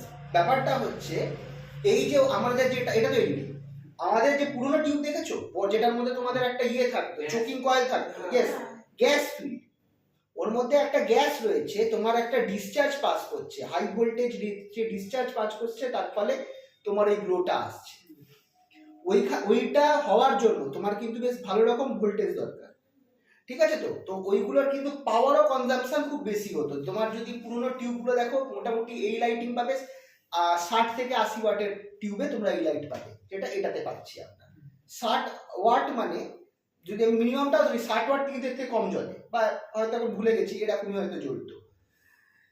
60 ওয়াটের যে টিউবগুলো, 60 ওয়াট মানে হচ্ছে তোমার তার সে 60 ওয়াটসে তোমাকে সাপ্লাই দিচ্ছে, মানে 60 জুল পার সেকেন্ড তোমার এনার্জি কনজিউম হচ্ছে, তাই তো? পার সেকেন্ড 60 জুল কনজিউম হয়ে যাচ্ছে। এবার সেই হিসাবে তোমার 60 ওয়াট যদি হয়, তাহলে 1 ঘন্টায় কত ওয়াট হচ্ছে, সেই হিসাবে তুমি কিলোওয়াট আওয়ার তোমার 1 ইউনিট হয়, তাহলে তোমার ইউনিট সেইভাবে তোমার খরচা হচ্ছে, ঠিক আছে? তো এটা হচ্ছে ওই গ্যাস, কারণ গ্যাসের মধ্যে যে তুমি ডিসচার্জ পাস করছো, তার ফলে তোমার ওই লাইটিং এফেক্টটা হচ্ছে। আমাদের সুইচ বোর্ড আছে 220 ভোল্ট দেয়া আছে, ওখান থেকে আমরা হ্যাঁ, ও কারেন্ট চাই, কারেন্ট তো সবসময় ভোল্টেজ 220, কারণ ওইটা দিয়ে আমাকে ফ্যানও চালাতে হবে, ওয়াশিং মেশিনও চালাতে হবে, হিটারও চালাতে হবে, আবার টিউবও। এবার সবার প্রত্যেক অ্যাপ্লায়েন্সের একটা নিজস্ব পাওয়ার কনজাম্পশন রেটিং থাকে, যেমন বাল্বের হয় 60-80, টিউবের হয় 60-80, তারপর তোমার ফ্যানের হয় বেশি 1000 ওয়াটেরও হয়, কিছু 2000 ওয়াটের, যেগুলো তোমরা যখন হিটার, মাইক্রো ওভেন, যেগুলো তোমরা ছোট ইয়েতে ফেলতে পারো না, সেগুলোর আরো বেশি হয়, 1000-2000 ওয়াট হয়ে যায়। তো এই মিক্সি যেগুলোর মোটর আছে, যেগুলো বড় সকেটে দিতে হয় 16 অ্যাম্পিয়ার, মানে ওরা বেশি কারেন্ট টানবে, ওদের পাওয়ার বেশি। ওই রেটিং যেটা দেওয়া থাকে না, তখন তারা পার সেকেন্ডে অত জুল টানছে। 1000 ওয়াট মানে কি, পার সেকেন্ডে সে 1000 জুল টেনে নেবে, অত এনার্জি। তো ভাবো 60 ওয়াট মানে পার সেকেন্ডে 60 জুল খরচা হচ্ছে, 1000 ওয়াট মানে পার সেকেন্ডে 1000 জুল খরচা হচ্ছে। ডিফারেন্সটা তোমরা বুঝতে পারছো অনেকটা। স্যার আমাদের যে মেইন লাইনে আছে, ওটাতে আমরা পাওয়ার পাঠাই, ভোল্টেজ অ্যাকচুয়ালি আছে, পাওয়ার আছে, বাট আমার এখানে আছে পোটেনশিয়ালটা। মানে তোমার কাছে কিরকম ভাবে ভাবতে পারো বলো তো, যে তোমার টাকা লাগবে, এবার তোমার উপরে একজন, যেহেতু মানে তোমার বাড়ির কাছে একটা ব্যাংক খুলে বসে আছে, আর ব্যাংকের লোক তোমাকে লোন দেওয়ার জন্যই থাকে না, কিছু লোকের ক্রেডিট কার্ড বেচার জন্য, তো ওরা তোমাকে একদম তোমার বাড়ির সামনে দাঁড়িয়ে রয়েছে যে ভাই আপনি লোন নেবেন, আমার কাছে রয়েছে, ক্রেডিট কার্ড রয়েছে, মানে ওটা রেডি। তোমার ওটা হচ্ছে পোটেনশিয়াল, ও তোমাকে দিচ্ছে না টাকা যতক্ষণ না তুমি ওর থেকে নেবে, কিন্তু ও তোমার বাড়ির সামনে দাঁড়িয়ে রয়েছে, সেটাই হচ্ছে ভোল্টেজটা, যে ওটা তোমার কাছে অ্যাভেলেবেল রয়েছে। পোটেনশিয়াল, ভোল্টেজ ইজ পোটেনশিয়াল, তোমার কাছে পাওয়ার কারেন্ট টানার ক্ষমতাটা রয়েছে, কিন্তু তুমি এখন যতক্ষণ না সুইচ অন করবে তুমি ইউজও করছো না। তো তোমাকে সেই ভোল্টেজটা দিচ্ছে, পোটেনশিয়াল দিচ্ছে। তোমার বাড়ির সামনে তোমার ক্রেডিট কার্ডের লোককে দাঁড় করিয়ে রেখেছে, সে এবার ক্রেডিট কার্ড নিয়ে দাঁড়িয়ে আছে যে স্যার নেবেন, কিন্তু তোমাকে নিতে হবে, যতক্ষণ তুমি না করবে ততক্ষণ সে বেচতে পারবে না বা দিতে পারবে না। মানে আমাদের অ্যাপ্লায়েন্সেস গুলোতে আমরা ভোল্টেজটা টানার ক্ষমতা আছে, ভোল্টেজ না, পাওয়ার। পাওয়ার। তো ওইটার জন্য তোমার ভোল্টেজটা লাগবে। এবার এই ভোল্টেজ দেখো, পাওয়ার হচ্ছে ভোল্টেজ ইনটু কারেন্ট।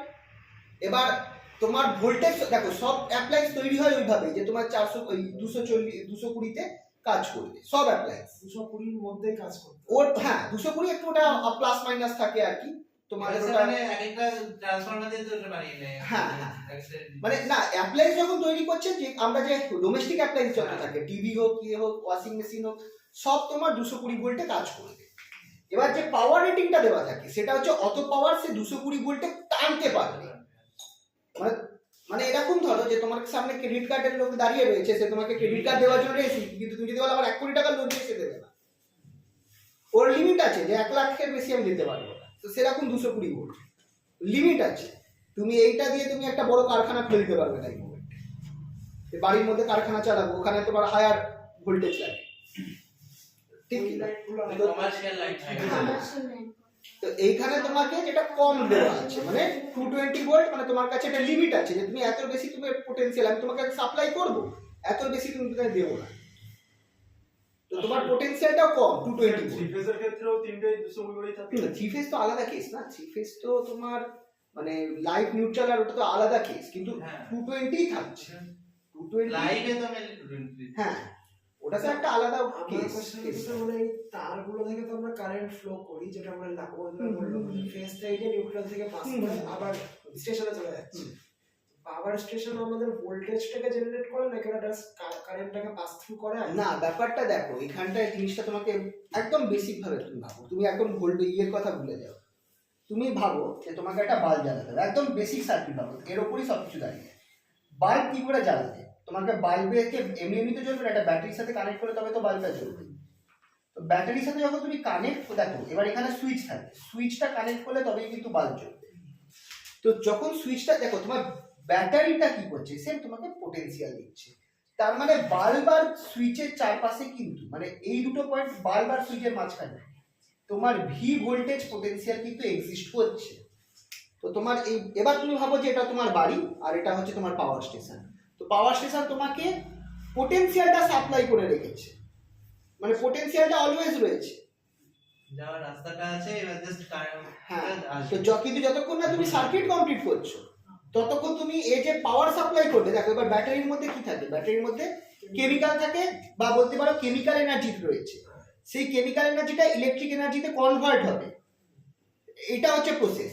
কিন্তু কেমিক্যাল এনার্জিটা কখন কনভার্সন শুরু হবে, যখন তোমার ধরো ব্যাটারির ক্ষেত্রে ইলেকট্রন এখান দিয়ে বেরোবে আর ইলেকট্রন এখানে ঢুকবে, তাতে হবে কি তোমার এই ভেতরের ইলেকট্রনগুলো আস্তে আস্তে চেঞ্জ হতে থাকবে। এটা তো জানো একদম পাতি ইলেকট্রনিক কেমিস্ট্রি, যে ইলেকট্রনগুলো একটা থেকে বেরোবে অন্যটাতে ঢুকবে, তার ফলে হচ্ছে কি আমার অপোজিট দিয়ে কাটলো। হ্যাঁ, তারপরে এইভাবে আমার ব্যাটারি আস্তে আস্তে ক্ষয় হবে, ব্যাটারির ক্ষমতা যা ওর মধ্যে যে স্টোরড এনার্জি আছে কেমিক্যাল ফর্মে সেটা আস্তে আস্তে শেষ হতে থাকবে। তো ব্যাটারির কাছে এনার্জি আছে, সেই এনার্জিটা সে তোমাকে কিভাবে পাঠাচ্ছে, কারেন্টের থ্রুতে পাঠাচ্ছে, বাট কারেন্ট তোমায় দিচ্ছে না, কারেন্ট ফিরে আসছে ব্যাটারিতে। এটা ভাবো, কারেন্টটা কিন্তু তোমার কাছে ফিরে আসছে, হ্যাঁ কি না? তো কারেন্টও তোমায় দিচ্ছে না। এটা যে আমরা বলি না কারেন্ট খরচা করছি, কারেন্ট আমরা খরচা করছি না, কারেন্ট ইজ দ্য মিডিয়াম, আমরা খরচা করছি এনার্জি। কারেন্ট তো যেমনি তোমার কানেকশন কমপ্লিট হবে, কারেন্ট তো তোমার আবার ফিরে তোমার ব্যাটারি থেকে বেরিয়ে তোমার ডিভাইস হয়ে কারেন্ট আবার ব্যাটারিতেই চলে যাবে। তো কারেন্ট তো সে আমায় দিচ্ছে না, কারেন্ট হচ্ছে মিডিয়াম একরকম, সেইভাবে ভাবা যেতে পারে।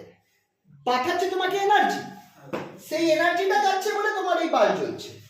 আর স্যার ব্যাটারি থেকে যেটা বেরালো টোটাল কারেন্ট এখানে যেহেতু এখানে ড্রপ হলো, তো এখানে ভোল্টেজ ড্রপ হলো, হ্যাঁ, টোটাল কারেন্টটা কি ব্যাটারিতে ফিরে আসছে নাকি? হিসাব তো তাই। ব্যাটারি দেখো, কারেন্ট তো তোমার নষ্ট হবে, হ্যাঁ, নষ্ট হবে। কারেন্ট তো তোমার কি চার্জের ফ্লো, চার্জ তো তোমার ঘুরে ফিরে আলটিমেটলি যাবে, ফেরত যাবে। এখানে তোমার এনার্জি কোটানো চেঞ্জ নষ্ট হচ্ছে। এবার অনেক সময় হচ্ছে কি কারেন্টটা ধরো তোমাকে যে এনার্জিটাও পাঠাচ্ছে, কারেন্ট হচ্ছে মানে তোমাকে একটা লোককে দিয়ে, মানে এই ব্যাংকের এক্সাম্পলই ভাবো যে তুমি ব্যাংকের ম্যানেজারকে ফোন করলে, হ্যাঁ আমার লোন চাই, আপনি আমাকে শিগগির 10 লাখ টাকা পাঠান। তো সে তোমাকে 10 লাখ টাকা পাঠানোর আগে বলছে হ্যাঁ ঠিক আছে, কিন্তু একটু মিষ্টি খাওয়ার জন্য কিছু দিই, তো হ্যাঁ ঠিক আছে আপনাকে 10,000 দিলাম। এরকম করতে করতে তুমি আরো রাস্তার মধ্যে কজনকে মানে লোনটা স্যাংশন করাতে 10 লাখ টাকা তোমার বাড়িতে আসবে না, তুমি হয়তো আলটিমেটলি 8 লাখ টাকা 8.5 লাখ টাকা পেলে, মাঝখানে কজনকে মিষ্টি খাওয়াতে হতো লোনটা পাস করার জন্য। তো এইটা হচ্ছে রাস্তায় রেজিস্ট্যান্স। 8 লাখ ঠিক আছে, চলো 9 লাখ টাকা পেলে, 9 লাখ 20,000 টাকা পেলে তোমার 80,000 টাকার মতো গেল, ঠিক আছে? 80,000 টাকার মতো তোমার 10%-এর কাছাকাছি বা 8%-এর কাছাকাছি, তোমার তো বেশি হয়ে যাচ্ছে, ব্রোকার তো অতও নেয় না। যাই হোক, চলো ঠিক আছে, আরো কমিয়ে দিলাম, তুমি 9.5 লাখ টাকা পেলে, 50,000 টাকা 5% তোমার কমিশনে গেল আর কি। তো এইখানটায় হচ্ছে কি এই 5% যেটা খরচা হলো সেটা হচ্ছে তোমার এই যে টাকাটা আসছে এই রাস্তায় আস্তে আস্তে সে রেজিস্ট্যান্সে কিছুটা লস হয়ে গেল। সেই হচ্ছে ক্ষেত্রে তোমার কারেন্টটা তোমার বাড়ি থেকে আসতে, বাড়িতে পুরোটা পৌঁছবার আগে কারেন্ট তো না, কারেন্ট হচ্ছে মিডিয়ামটা, তোমার কাছে আসছে এনার্জিটা, সেই এনার্জিটা রাস্তায় লস হয়ে যেতে পারে ইন ফর্ম অফ হিট। কিন্তু কারেন্টও আরো পাঠাবে, কারেন্ট তো তোমার পুরো বুঝতে, কারেন্ট যেতেই থাকছে, কিন্তু তোমাকে যে পরিমাণ এনার্জিটা অ্যাকচুয়ালি পাঠাবার কথা সেই এনার্জিটা সম্পূর্ণ পাচ্ছ না, কিছুটা এনার্জি রাস্তায় খরচা হয়ে যাচ্ছে ইন ফর্ম অফ হিট। আচ্ছা, আর এখান থেকে যেটা ব্যাক করে যে এনার্জিটা সেটা কারেন্ট এনার্জি আর যাচ্ছে না, এনার্জি খরচা হয়ে যাচ্ছে। খেয়াল করে দেখো, কারেন্ট যাচ্ছে, ওটা বুঝেছি স্যার, কিন্তু এনার্জিটা, এবার এখানে ব্যাপারটা আছে, মানে ব্যাপারটা বুঝতে পারছো তো, কারেন্টের ফ্লো হওয়ার জন্য তোমার সার্কিটে এনার্জি এনার্জি হচ্ছে, ওটাও বুঝলাম। বলো, হ্যাঁ যাও, বলো। কারেন্টটা ওটা ফ্লো করে ব্যাক করে চলে আসে, ওটা খালি জাস্ট ইলেকট্রনস, ওটাতে কোনো প্রবলেম নেই। বাল্বটা এনার্জি ড্রপ হচ্ছে, হ্যাঁ ভোল্টেজ ড্রপ তার জন্য হচ্ছে, হ্যাঁ, ভোল্টেজ ড্রপ হচ্ছে না, বাল্বটা জ্বলছে, এনার্জি নিচ্ছে, তারপরে হিট আর লাইট তৈরি হচ্ছে। হ্যাঁ হ্যাঁ, তো টোটাল এনার্জিটা কনজার্ভ কি করে থাকছে তাহলে আমরা, কারণ এই এনার্জি ক্ষয় হচ্ছে, সেই এনার্জিটা তোমার এখানে ইউজ হচ্ছে, লাইটার হিট হচ্ছে, টোটাল সার্কিটটাকে ধরতে হবে তাহলে অবভিয়াসলি। এবার এখানে একটা জিনিস তোমরা ভাবতে পারো যে তাহলে অল্টারনেটিভ কারেন্ট কিভাবে আমরা কাজ করি। তাহলে এখানে একটা সার্কিটের হ্যাভো ভাবনা, আর এই জিনিসটা আমরা বুঝতে পেরেছিলাম, একটা ভিডিও আছে এই টেসলার অল্টারনেটিভ কারেন্টের উপর, যদি পাই আমি পাঠাবো ইউটিউবে ভিডিও। ব্যাপারটা হচ্ছে যে এখানে তো আমরা বুঝতে পারছি যে কারেন্ট একটা পাথে যাচ্ছে, মানে এই দিক দিয়ে এই দিকে, ইলেকট্রন অপোজিট দিকে রান করছে। তাহলে অল্টারনেটিভ কারেন্টে তো কারেন্ট প্রতি মোমেন্টে চেঞ্জ হয়, তাহলে ওখানে কি করে আমার এনার্জি ফ্লো হচ্ছে, ওখানে কি করে আমরা এনার্জিটা যে ফ্লোটা সেটা আমরা পাচ্ছি কি করে। অল্টারনেটিং কারেন্টে হচ্ছে কি তোমার ইলেকট্রনটা, হ্যাভো আইডিয়া, অল্টারনেটিং কারেন্টে ইলেকট্রনগুলো দেখো, একটা আমরা ডিসি কারেন্ট ডিফারেন্সে তো সেম পরিমাণ কারেন্টই না, ওটাই বলতে চাইছি।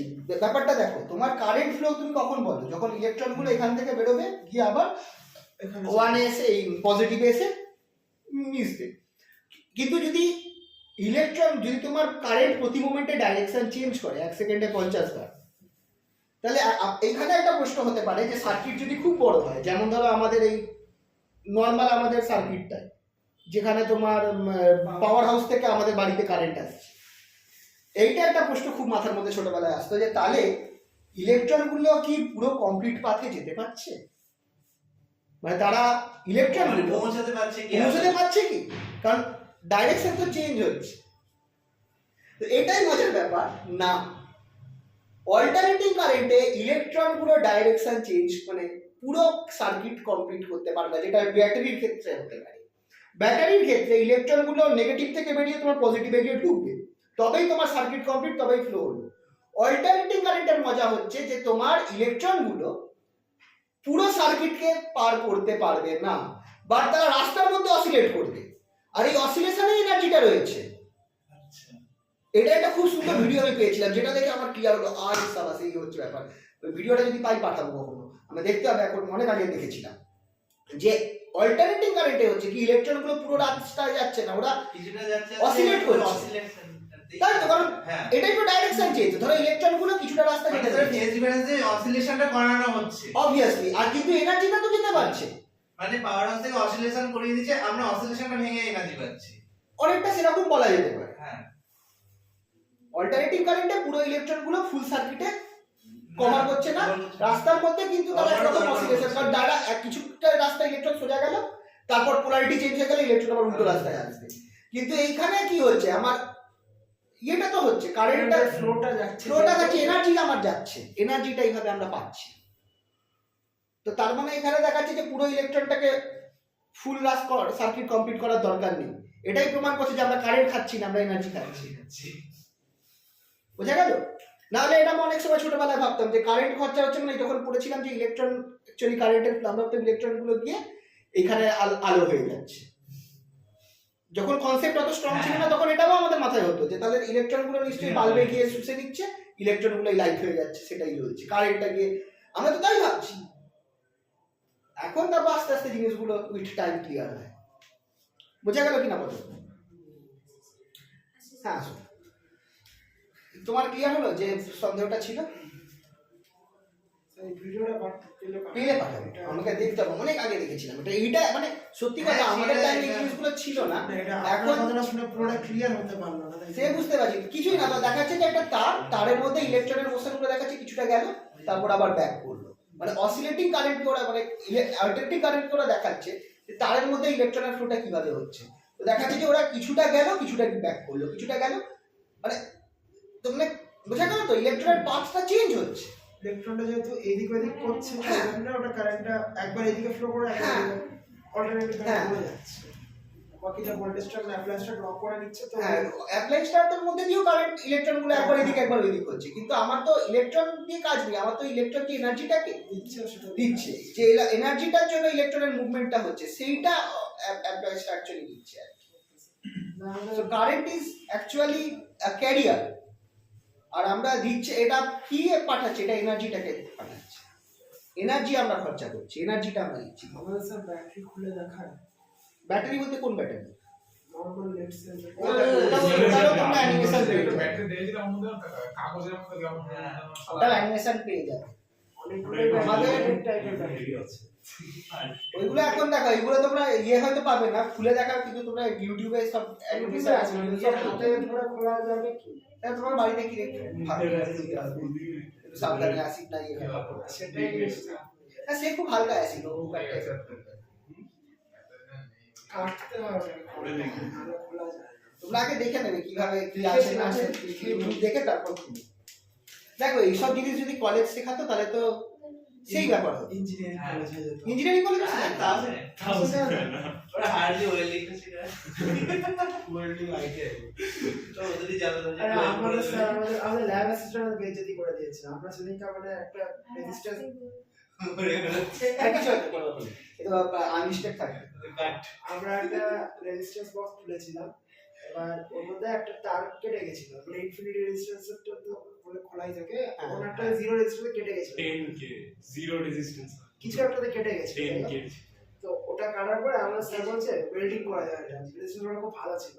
আমরা সবাই একে অপরকে দেখাচ্ছি ওয়েল্ডিংটা কি করে করবো, কি করতে কিছু জানি না, ইনস্ট্রুমেন্ট বলে সেটাও জানি না। ল্যাব অ্যাসিস্ট্যান্টকে বললো দাদা দেখিয়ে দাও তো, সোল্ডারিং করলে আমরা সোল্ডারিং করলে কি করলে ওই তো ওটা যতক্ষণ আমরা মানে একবার না করবো আমরা তো জানি না কি তুই জানিস না, তুই জানিস না, না, এটা সত্যি কথা বলতে গেলে কলেজ স্টুডেন্টরা জানার কথাও না। অনন্য জানতো না সময়। আমরা এই জিনিসগুলো অ্যাকচুয়ালি এমএসসি তে গিয়ে আমরা করেছি ফার্স্ট। আমাদের ওখানে দিত ভেনু বোর্ড। ভেনু বোর্ড হচ্ছে তোমরা ব্রেড বোর্ডে যেমন লাগিয়ে দেওয়া হয়, ভেনু বোর্ডটাকে তোমাকে জিনিসটা লাগিয়ে পেছন থেকে সোল্ডারিং করতে হয়। ও আচ্ছা আচ্ছা, ব্রেডে তো সোল্ডারিং করাই থাকে। ব্রেড বোর্ডে কিন্তু কানেক্ট করছো, খুলছো, ওখানে খোলার কেস নেই। তুমি ওটা হচ্ছে অ্যাকচুয়াল যে তোমরা মাদার বোর্ড গুলো দেখো না, ওইখানে দেখো পেছনে সোল্ডারিং করা ওই টাইপের। আচ্ছা তো তুমি লাগালে পেছন থেকে তোমাকে সোল্ডারিং করতে হবে, মানে কানেকশন হয়ে যাচ্ছে। ব্রেড বোর্ডে তো কোনো সোল্ডারিং লাগে না, এটা ব্রেড বোর্ড হচ্ছে, ভেনু বোর্ড না, না। আমি ব্রেড বোর্ড হ্যাঁ, তো ওইটাতে আমরা করতাম, তখন ফার্স্ট আমরা শিখেছিলাম এমএসসি তে। আচ্ছা চলো এইটা দেখা যাক। এটার ক্ষেত্রে আমরা কি জানি? we know magnetic field তুই যা আসিনি তাই জানি না। ফোকাস স্যার আমাকে বলছে তোমরা ফিজিক্স নিয়েছো কি জানি at the center of না না ওগুলো বললে তো হলো না। at the center of coil C1 due to current I2 in C2 is V equals to, আচ্ছা এটা একটা ফর্মুলা আছে। ধরো এই কয়েলের জন্য U0/2 raising I রজন R2 square by x square plus R2 square। Transparent রুটে কিছু লাগা। আচ্ছা এটাতে তো নরমাল দেখা লাল রঙের কিছু একটা দিয়ে করে ওটা ফ্লাক্স, এটা পেস্ট টাইপের। আচ্ছা এইটা হচ্ছে দেখবে কয়েলের জন্য, একটা কয়েল থেকে, কয়েলের সেন্টার থেকে x দূরত্বে, এই কয়েলটা যার রেডিয়াস হচ্ছে r2, তার থেকে x দূরত্বে কোনো একটা বিন্দুতে ম্যাগনেটিক ফিল্ড কত হবে যদি এই কয়েলে I2 কারেন্ট ফ্লো করে। এইটা হচ্ছে সেইটা, সেই ফর্মুলাটা μ0I2/2 r2 square by x square plus x square plus r2 square whole to the power 3/3। হ্যাঁ এইটা হচ্ছে ফর্মুলা। এইটাও কিন্তু আমাদের কার্চফস সরি বায়োসাভার্ট লতে একটা কয়েলের জন্য ম্যাগনেটিক ফিল্ড যেখানে আমরা বার করেছিলাম সেখানে এই ফর্মুলাটা প্রুফ করা আছে। বায়োসাভার্ট ল এই কারণে কিন্তু খুব ইম্পর্টেন্ট, ওর চারটে application, finite wire, solenoid, finite solenoid যেখানে cos θ sin θ আসবে, সরি cos θ 1 cos θ 2 আসবে, আর কয়েল, এইগুলো লাগবে খুব। অ্যাম্পিয়ার সার্কিটের ল কিন্তু ইজিলি হয়ে যাবে, এই বায়োসাভার্ট লটাই কিন্তু বেশি আসার চান্স থাকে। ও ভাই সবটা তো ইম্পর্টেন্ট, একটা না না ওটা ইজি, ওটা দিতেই পারে, এনে দিতে পারে। কিন্তু তোমার চান্স এটা বেশি কঠিন জায়গা থেকে দেওয়ার চান্স বেশি আছে। তো এইটাও যেমন, আর এই প্রশ্নটাও কিন্তু এসেছিল, এটাও কিন্তু কোনো একবার এক্সামে এসেছিল, আমার টাইম মনে নেই, পাস বা অনার্স কোনো একটা এক্সামে কিন্তু এই প্রশ্নটা দিয়েছিল, প্রিভিয়াস ইয়ার কোশ্চেন দেখবে পেতেও পারো। ঠিক আছে, স্যার অ্যাম্পিয়ার যদি ইজি হয় তাহলে বায়োসাভার্টের কাছে প্রয়োজন না বায়োসাভার্টে দেখো অ্যাম্পিয়ারটা মানে কি বলবো, ইজিয়ার হলেও সব কেস তুমি অ্যাম্পিয়ার থেকে পাচ্ছ না, কিন্তু বায়োসাভার্টটা বেশিরভাগ ক্ষেত্রে ইউজ হচ্ছে। একটা ছোট্ট তারের টুকরোর জন্য তুমি বায়োসাভার্ট ইউজ করতে পারবে।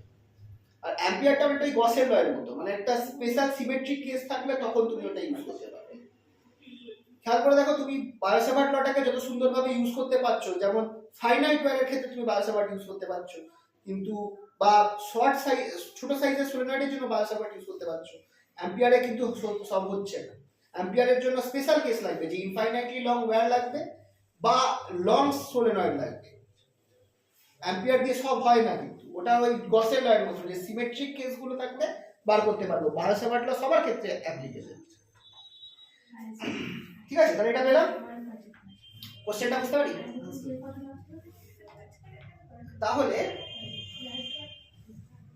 তাহলে ফ্লাক্স থ্রু কত হবে, therefore flux link with coil C1, flux linked with coil C1, phi 1 equals to কি হবে B into A, that is equal to B টা কত আছে এটা বেরিয়েছে μ0 I1 sorry I2 by 2 R2 square by x square plus R2 square whole to the power 3/2। B টা বসালাম, A কি হবে, এই যে কয়েল এটা রেডিয়াস R1, এর এরিয়া হবে পাই r1 স্কয়ার, সার্কেল তো পাই r1 স্কয়ার। তাহলে সবকিছু মেরে কেটে তাহলে আমার therefore mutual inductance m equals to phi 1 by i2, এটাই তো মিউচুয়াল ইন্ডাকটেন্সের জেনারেল ফর্মুলা, flux link is equal to mutual inductance into current.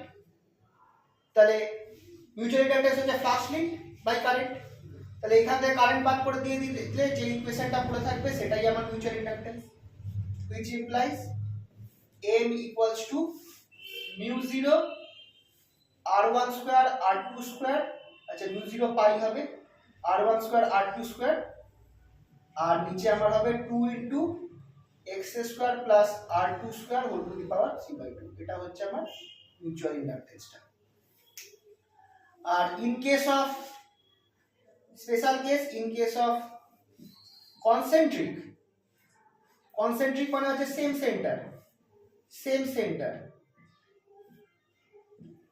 যদি কনসেন্ট্রিক কয়েলস হয় মানে এরকম হয় দুটো কয়েল সেন্টারে রয়েছে, তাহলে কি হবে, দেন x equal to 0 and এই ফর্মুলায় x 0 বসিয়ে দাও, m কত বেরোবে দেখো, m বেরোবে μ0 পাই r কিউব হবে, তাহলে এখানে r উপরে r1 স্কয়ার বাই 2 r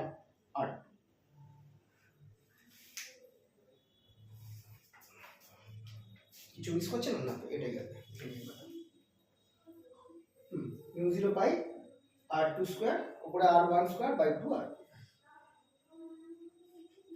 কি করলাম, এক্সট্রা 0 বসিয়ে দিলাম, দেখো এখানে 3 আর টু কিউব বেরোবে, উপরে আর টু স্কোয়ার আছে, কেটে গিয়ে নিচে একটা আর টু করে থাকে।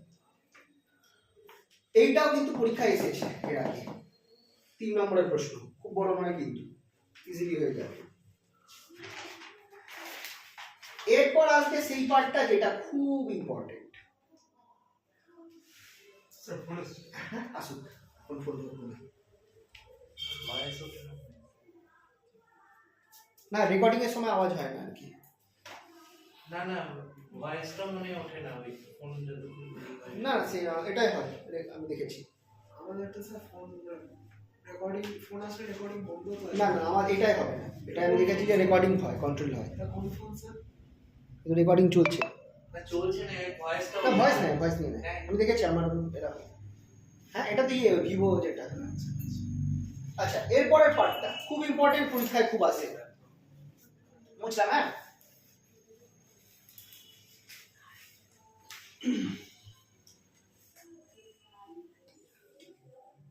inductance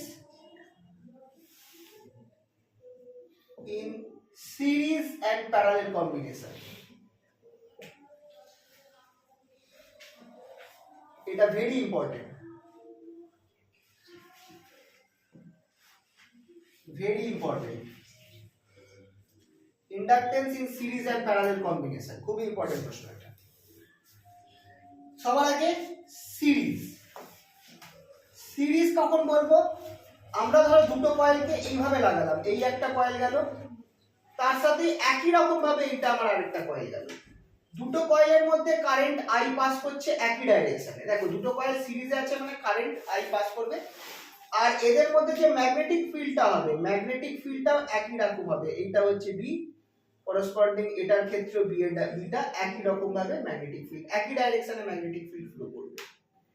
এইটাকে আমরা বলবো সিরিজ কানেকশন, এটাকে আমরা বলবো সিরিজ কানেকশন। কারেন্ট তো একই ডাইরেকশনেই যাচ্ছে একটা কয়েল থেকে অন্য কয়েলে, সেম কারেন্ট। ম্যাগনেটিক ফিল্ডটাও তোমার মানে একটা কয়েল থেকে ম্যাগনেটিক ফিল্ড যে ডাইরেকশনে বেরোবে, পরের কয়েলটার ম্যাগনেটিক ফিল্ডের ডাইরেকশন হ্যাঁ সেম ডাইরেকশন। সেম ডাইরেকশন হবে। এটার ক্ষেত্রে আমরা ধরছি ইএমএফ ইনডিউসড ইন, আচ্ছা এখানে এটা নাম দিলাম কয়েল 1, এটা নাম দিলাম coil 2। EMF induced in coil 1, coil 1 এ কত ইনডিউসড ইএমএফ ইনডিউসড হচ্ছে F1 F1 যেটা সেটা ইকুয়ালস টু, এখানটায় দুটো কারণে দেখো দুটো কেস হবে। এই কয়েলে যে ইএমএফটা ইনডিউসড হবে সেটা দুটো কারণে হবে। প্রথমত এই কয়েলের সেলফ ইন্ডাকটেন্সের জন্য, তো epsilon 1 equals to minus L1 DI dt। আচ্ছা এখানে একটা জিনিস, এইটার আর এইটার এল আর এ মানে দুজনের আমি সেলফ ইন্ডাকটেন্স, দুটো কয়েল এক নাও হতে পারে, কেউ সাইজে বড় হোক ছোট হোক, এমন হলো যে দুজনের ইন্ডাকটেন্সটা আলাদা। আমি ধরলাম যে একজনের ইন্ডাকটেন্স L1, 2 নম্বর কয়েলের ইন্ডাকটেন্স L2, কিন্তু দুজনের মধ্যে দিয়ে কারেন্ট কিন্তু সেম ফ্লো করছে। আর দুটো কয়েলের মিউচুয়াল ইন্ডাকটেন্স কিন্তু সেম হবে, দুটো কয়েলের জন্য এমটা কিন্তু একটাই হবে। এটা তো আমি আগেই বলেছি, mutual inductance same for two coils, দুটো কয়েলের জন্য ফিক্সড হবে। তাহলে এবার দেখো এপসাইলন 1 হচ্ছে এটার মধ্যে ইএমএফ, কেন? প্রথমত এর মধ্যে যে কারেন্ট পাস করছে তার জন্য এর মধ্যে একটা ইএমএফ তৈরি হচ্ছে, কারেন্ট পাস করছে বলে একটা ফ্লাক্স চেঞ্জ হচ্ছে, তার জন্য এর মধ্যে একটা ইনডিউসড ইএমএফ, মানে এই কারেন্টটা যদি চেঞ্জ হয় তাহলে এই ইএমএফটা আসবে। কিন্তু তার সাথে আবার পাশে একটা কয়েল আছে, এই পাশের কয়েলটাতেও কি হবে, কারেন্ট যাচ্ছে, তার জন্য এর মধ্যেও একটা ম্যাগনেটিক ফিল্ড ক্রিয়েট হয়েছে, সেই ম্যাগনেটিক ফিল্ডটাও তো এর মধ্যে লাগছে। তাহলে আমার এইটার জন্য আমার এখানটায় কিছুটা আসবে, আর সেটার ডাইরেকশনও তোমার এটা কি হবে, এইটার ক্ষেত্রে সেম ডাইরেকশন, এটাকে আমি পজিটিভ দেবো নাকি প্লাস না মাইনাস দাও দেখি। এটার ক্ষেত্রে হ্যাঁ এইটার ক্ষেত্রে আমার সিরিজ কানেকশন তো না, এইটা মাইনাস হবে এটা মাইনাস হবে, দুটোই নেগেটিভ হবে, মাইনাস এন ডিআই। হ্যাঁ এটার ক্ষেত্রে দুটোই নেগেটিভ হবে, বা এটাকে আমি এইভাবে, এটা হচ্ছে due to current I flowing in coil 1, আর এইটা আসছে due to current I flowing in coil 2। তো দেখো দুটো আসছে অ্যান্ড ইএমএফ ইনডিউসড, সেটা মাঝে মাইনাসটা কিরকম লাগছে, বিয়োগের মতো লাগছে। হ্যাঁ না দুটোই মাইনাস, মানে অ্যাকচুয়ালি তুমি এখানে মাইনাস করে দুটোকে প্লাস করে দিতে পারো। মানে তার কেসটা হচ্ছে কি, দেখো দুটোই মাইনাস হবে, কি তার কারণ কি, আমরা জানি যে আমার ইএমএফ ইনডিউস যেটা সেটা আমার তার কজকে মানে চেঞ্জ করার চেষ্টা করবে, ঠিক আছে। তো এবার এখানটায় দেখো তোমার এই যেদিকে তোমার ফিল্ডটা তৈরি হচ্ছে এর ক্ষেত্রে ফিল্ডটা একই দিকে তৈরি হচ্ছে, ওই কারণে আমার এখানটায় হ্যাঁ দুটোই নেগেটিভ হচ্ছে, দুটো ফিল্ড একই ডাইরেকশনে। তো তো দুজনের ইএমএফটা এক্ষেত্রে দুটোই নেগেটিভ হবে, বা বলতে পারো যে দুটোই যোগ হয়ে যাবে নেট ইএমএফটা। ইনডিউসড ইএমএফ ইন কয়েল 2 সেটা কত হবে, এপসাইলন 2 ইকুয়ালস টু একই রকম ভাবে minus L2 DIdt minus M DIdt। এইটা কিসের জন্য হচ্ছে বলো তো, এটা একই রকম, এটা হচ্ছে ডিউ টু কারেন্ট ইন 1 আর এটা হচ্ছে due to current in 2, current in coil 2 same case. Sir এটা 2 আর 1 হবে না? কোনটা? এটা L2 যেটা হচ্ছে ওটা কয়েল 2 তে হবে না? হ্যাঁ তাই তো, ইএমএফ ইনডিউসড ইন কয়েল 2 তাই তো লিখলাম না নিচে দেখুন। না।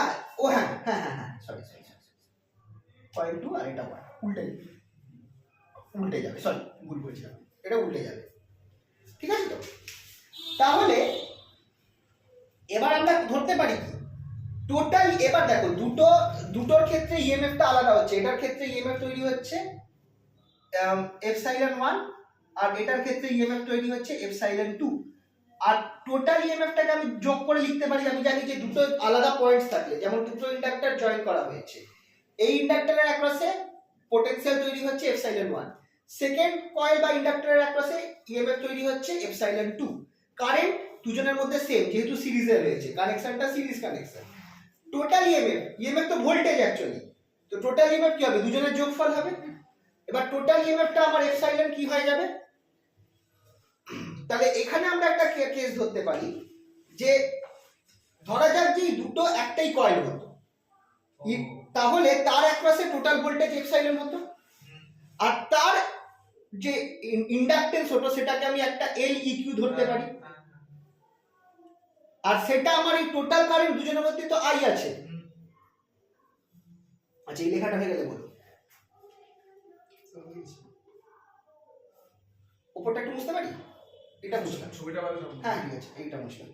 তাহলে এখানটায় দেখো if there was a single inductor then the with inductance LEQ, এটাকে আমরা বলছি ইকুইভ্যালেন্ট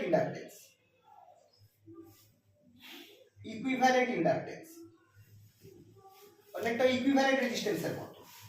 মানে ইকুইভ্যালেন্ট রেজিস্ট্যান্স কি ধরি, যে দুটো রেজিস্ট্যান্স সিরিজে আছে তার বদলে একটাই যদি থাকতো তার ইকুইভ্যালেন্ট রেজিস্ট্যান্স কত হতো, সেরকমই দুটো ইন্ডাক্টর সিরিজে আছে তার বদলে যদি একটা ইন্ডাক্টর থাকতো তার ইকুইভ্যালেন্ট ইন্ডাকটেন্স হতো LEQ। Then EMF across it is epsilon equals to epsilon 1 plus epsilon 2, তাহলে সেখান থেকে আমি লিখতে পারি or LEQ, আচ্ছা এপসাইলনটা কি হয়ে যেত, which is equal to minus LEQ DIdt equals to, এবার এটা বসাও minus L1 DIdt minus M DIdt minus L2 DIdt minus M DIdt। পুরোটাকে ভাঙলে এটা আমার আসতো minus LEQ DIdt equals to minus L1 plus L2 plus 2M DIdt। Therefore equivalent resistance আমার কত বেরোবে for series connection is L1 plus L2 plus 2M। এটা হচ্ছে আমার ইকুইভ্যালেন্ট রেজিস্ট্যান্স ফর্মুলা যদি আমার দুটো ইন্ডাক্টরকে আমি সিরিজে রাখি।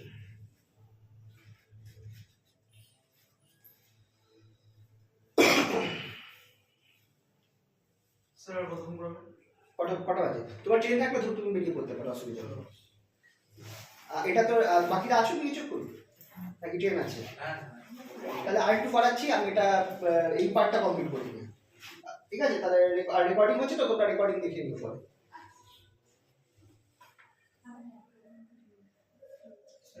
হুম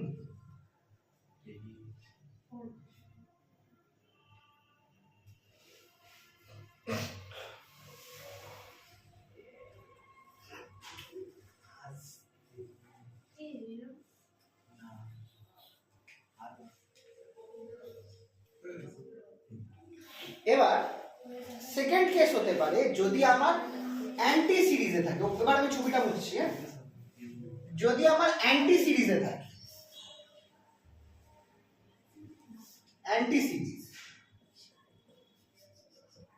অ্যান্টি সিরিজ কিরকম হবে দেখো, পিকচারটা এরকম হবে। এই একটা কয়েল গেল, এরপরের কয়েলটাকে আমি উল্টো করে লাগাচ্ছি, এই দেখো দুটোর মধ্যে দিয়ে আই কারেন্টই ফ্লো করবে, দুটোর মধ্যে দিয়ে। কিন্তু এটার ম্যাগনেটিক ফিল্ড যদি এরকম হয়, এটার ম্যাগনেটিক ফিল্ড অপোজিট হবে। এইটাকে আমি বলবো হচ্ছে anti series, B L1 L2, same জিনিস এপসাইলন 1 এপসাইলন 2, টোটালটা হচ্ছে এপসাইলন। দেখো এটা হচ্ছে অ্যান্টি সিরিজ কানেকশন। কি হচ্ছে এখানটায়, দুটো কয়েলকে, একটা কয়েল অন্য কয়েলকে উল্টো করে লাগানো, যাতে তোমার নর্থ আর সাউথ পোলটা উল্টে যায় আগের রেসপেক্টে। তার ফলে এইখানে যদি ম্যাগনেটিক ফিল্ডের ডাইরেকশন এরকম হয়, তাহলে এটার ক্ষেত্রে ম্যাগনেটিক ফিল্ড ডাইরেকশন অপোজিট হবে। স্যার এটা কি করে করা যাবে? উল্টে দাও, মানে দেখো এইখানে দেখো তোমার স্প্রিং এর নিচের অংশটা এখানে আছে, এখানটায় আগের কানেকশন, এইটাকে ঘুরিয়ে দাও। তো স্যার কারেন্টটা তো একটা ডাইরেকশনে ফ্লো করছে, তো না, তোমার পুরো জিনিসটা উল্টে গেছে। তাহলে স্প্রিংটা প্রথমে একটাতে ক্লকওয়াইজ একটাতে অ্যান্টি ক্লক ওরা হ্যাঁ হ্যাঁ হ্যাঁ হ্যাঁ হ্যাঁ রাইট রাইট, অ্যাকচুয়ালি তাই, আমি উল্টো বলছিলাম। মানে ঘুরিয়ে দিলে তোমার হবে কি, তোমার ঘুরিয়ে দিলেও তো সেমই হবে, মানে হ্যাঁ হ্যাঁ এমন ভাবে তোমাকে স্প্রিংটা লাগাতে হবে, মানে বলতে ছবিটা এরকম দেওয়া আছে যে এখানে যদি স্প্রিংটাকে তুমি এদিক দিয়ে দেখো, তুমি দেখবে কারেন্টটা এখানে অ্যান্টি ক্লকওয়াইজ রোটেট করছে, কিন্তু এইটাই তুমি চোখ করলে তুমি দেখবে এখান দিয়ে যে এখানে কিন্তু ক্লকওয়াইজ, মানে ঘুরে গেছে। মধ্যে কথা ফ্লাক্সটা অপোজিট চলে, মানে এটার এখানে নর্থ পোল তৈরি হবে, এটার এখানে নর্থ পোল তৈরি হবে। সার্কিটে চেঞ্জ করতে হবে কিছু একটা। সার্কিট মানে তোমাকে কয়েলটা সেভাবে পেঁচাতে হবে, বা হ্যাঁ ইন্ডাক্টরটাকে উল্টো করে লাগাতে হবে। ইন্ডাক্টরের যদি কোনো ইয়ে থাকে সেটাকে উল্টো করে লাগাতে হবে, যে কারেন্টটা যে ডাইরেকশনে ফ্লো করবে তার কারেন্ট না, মানে ম্যাগনেটিক ফিল্ডটা উল্টো দিকে তৈরি হবে। কারেন্ট তো একই ডাইরেকশনে ফ্লো করবে, কারেন্টের ক্ষেত্রে ইন্ডাক্টরের ভিতর থেকে স্যার কারেন্টটা যদি উল্টো করে লাগে তাহলে হ্যাঁ, মানে তুমি এই দিক দিয়ে যদি দেখো, এবার সেটা তো আমরা দেখতে পাচ্ছি না, মানে মোদ্দা কথা এক্ষেত্রে যদি ইন্ডাক্টরটা থাকে উল্টো করে লাগাতে হবে, যাতে তোমার এই পিকচারটা দেখো, মেন এখানটায় বুঝতে পারবে ম্যাগনেটিক লাইনস গুলো দেখে, ম্যাগনেটিক ফিল্ডটা দেখে। আগেরটায় ম্যাগনেটিক ফিল্ড দুজনেরই একই ডাইরেকশনে ছিল, এখানে ম্যাগনেটিক ফিল্ডটা অপোজিট ডাইরেকশনে আছে, এটাকে আমরা বলবো হচ্ছে অ্যান্টি সিরিজ। তাহলে পুরো জিরো হয়ে যাবে না, জিরো হবে না, এখানে তো দুজনের ইন্ডাকটেন্স আলাদা, তোমার ফিল্ড তো আলাদা হবে। মিউচুয়ালটা এখানে, মিউচুয়ালটা অ্যাকচুয়ালি না কাটবে না, নেগেটিভ হবে। তাহলে কারেন্টটাই না, না নেগেটিভ হবে M will তাহলে plus be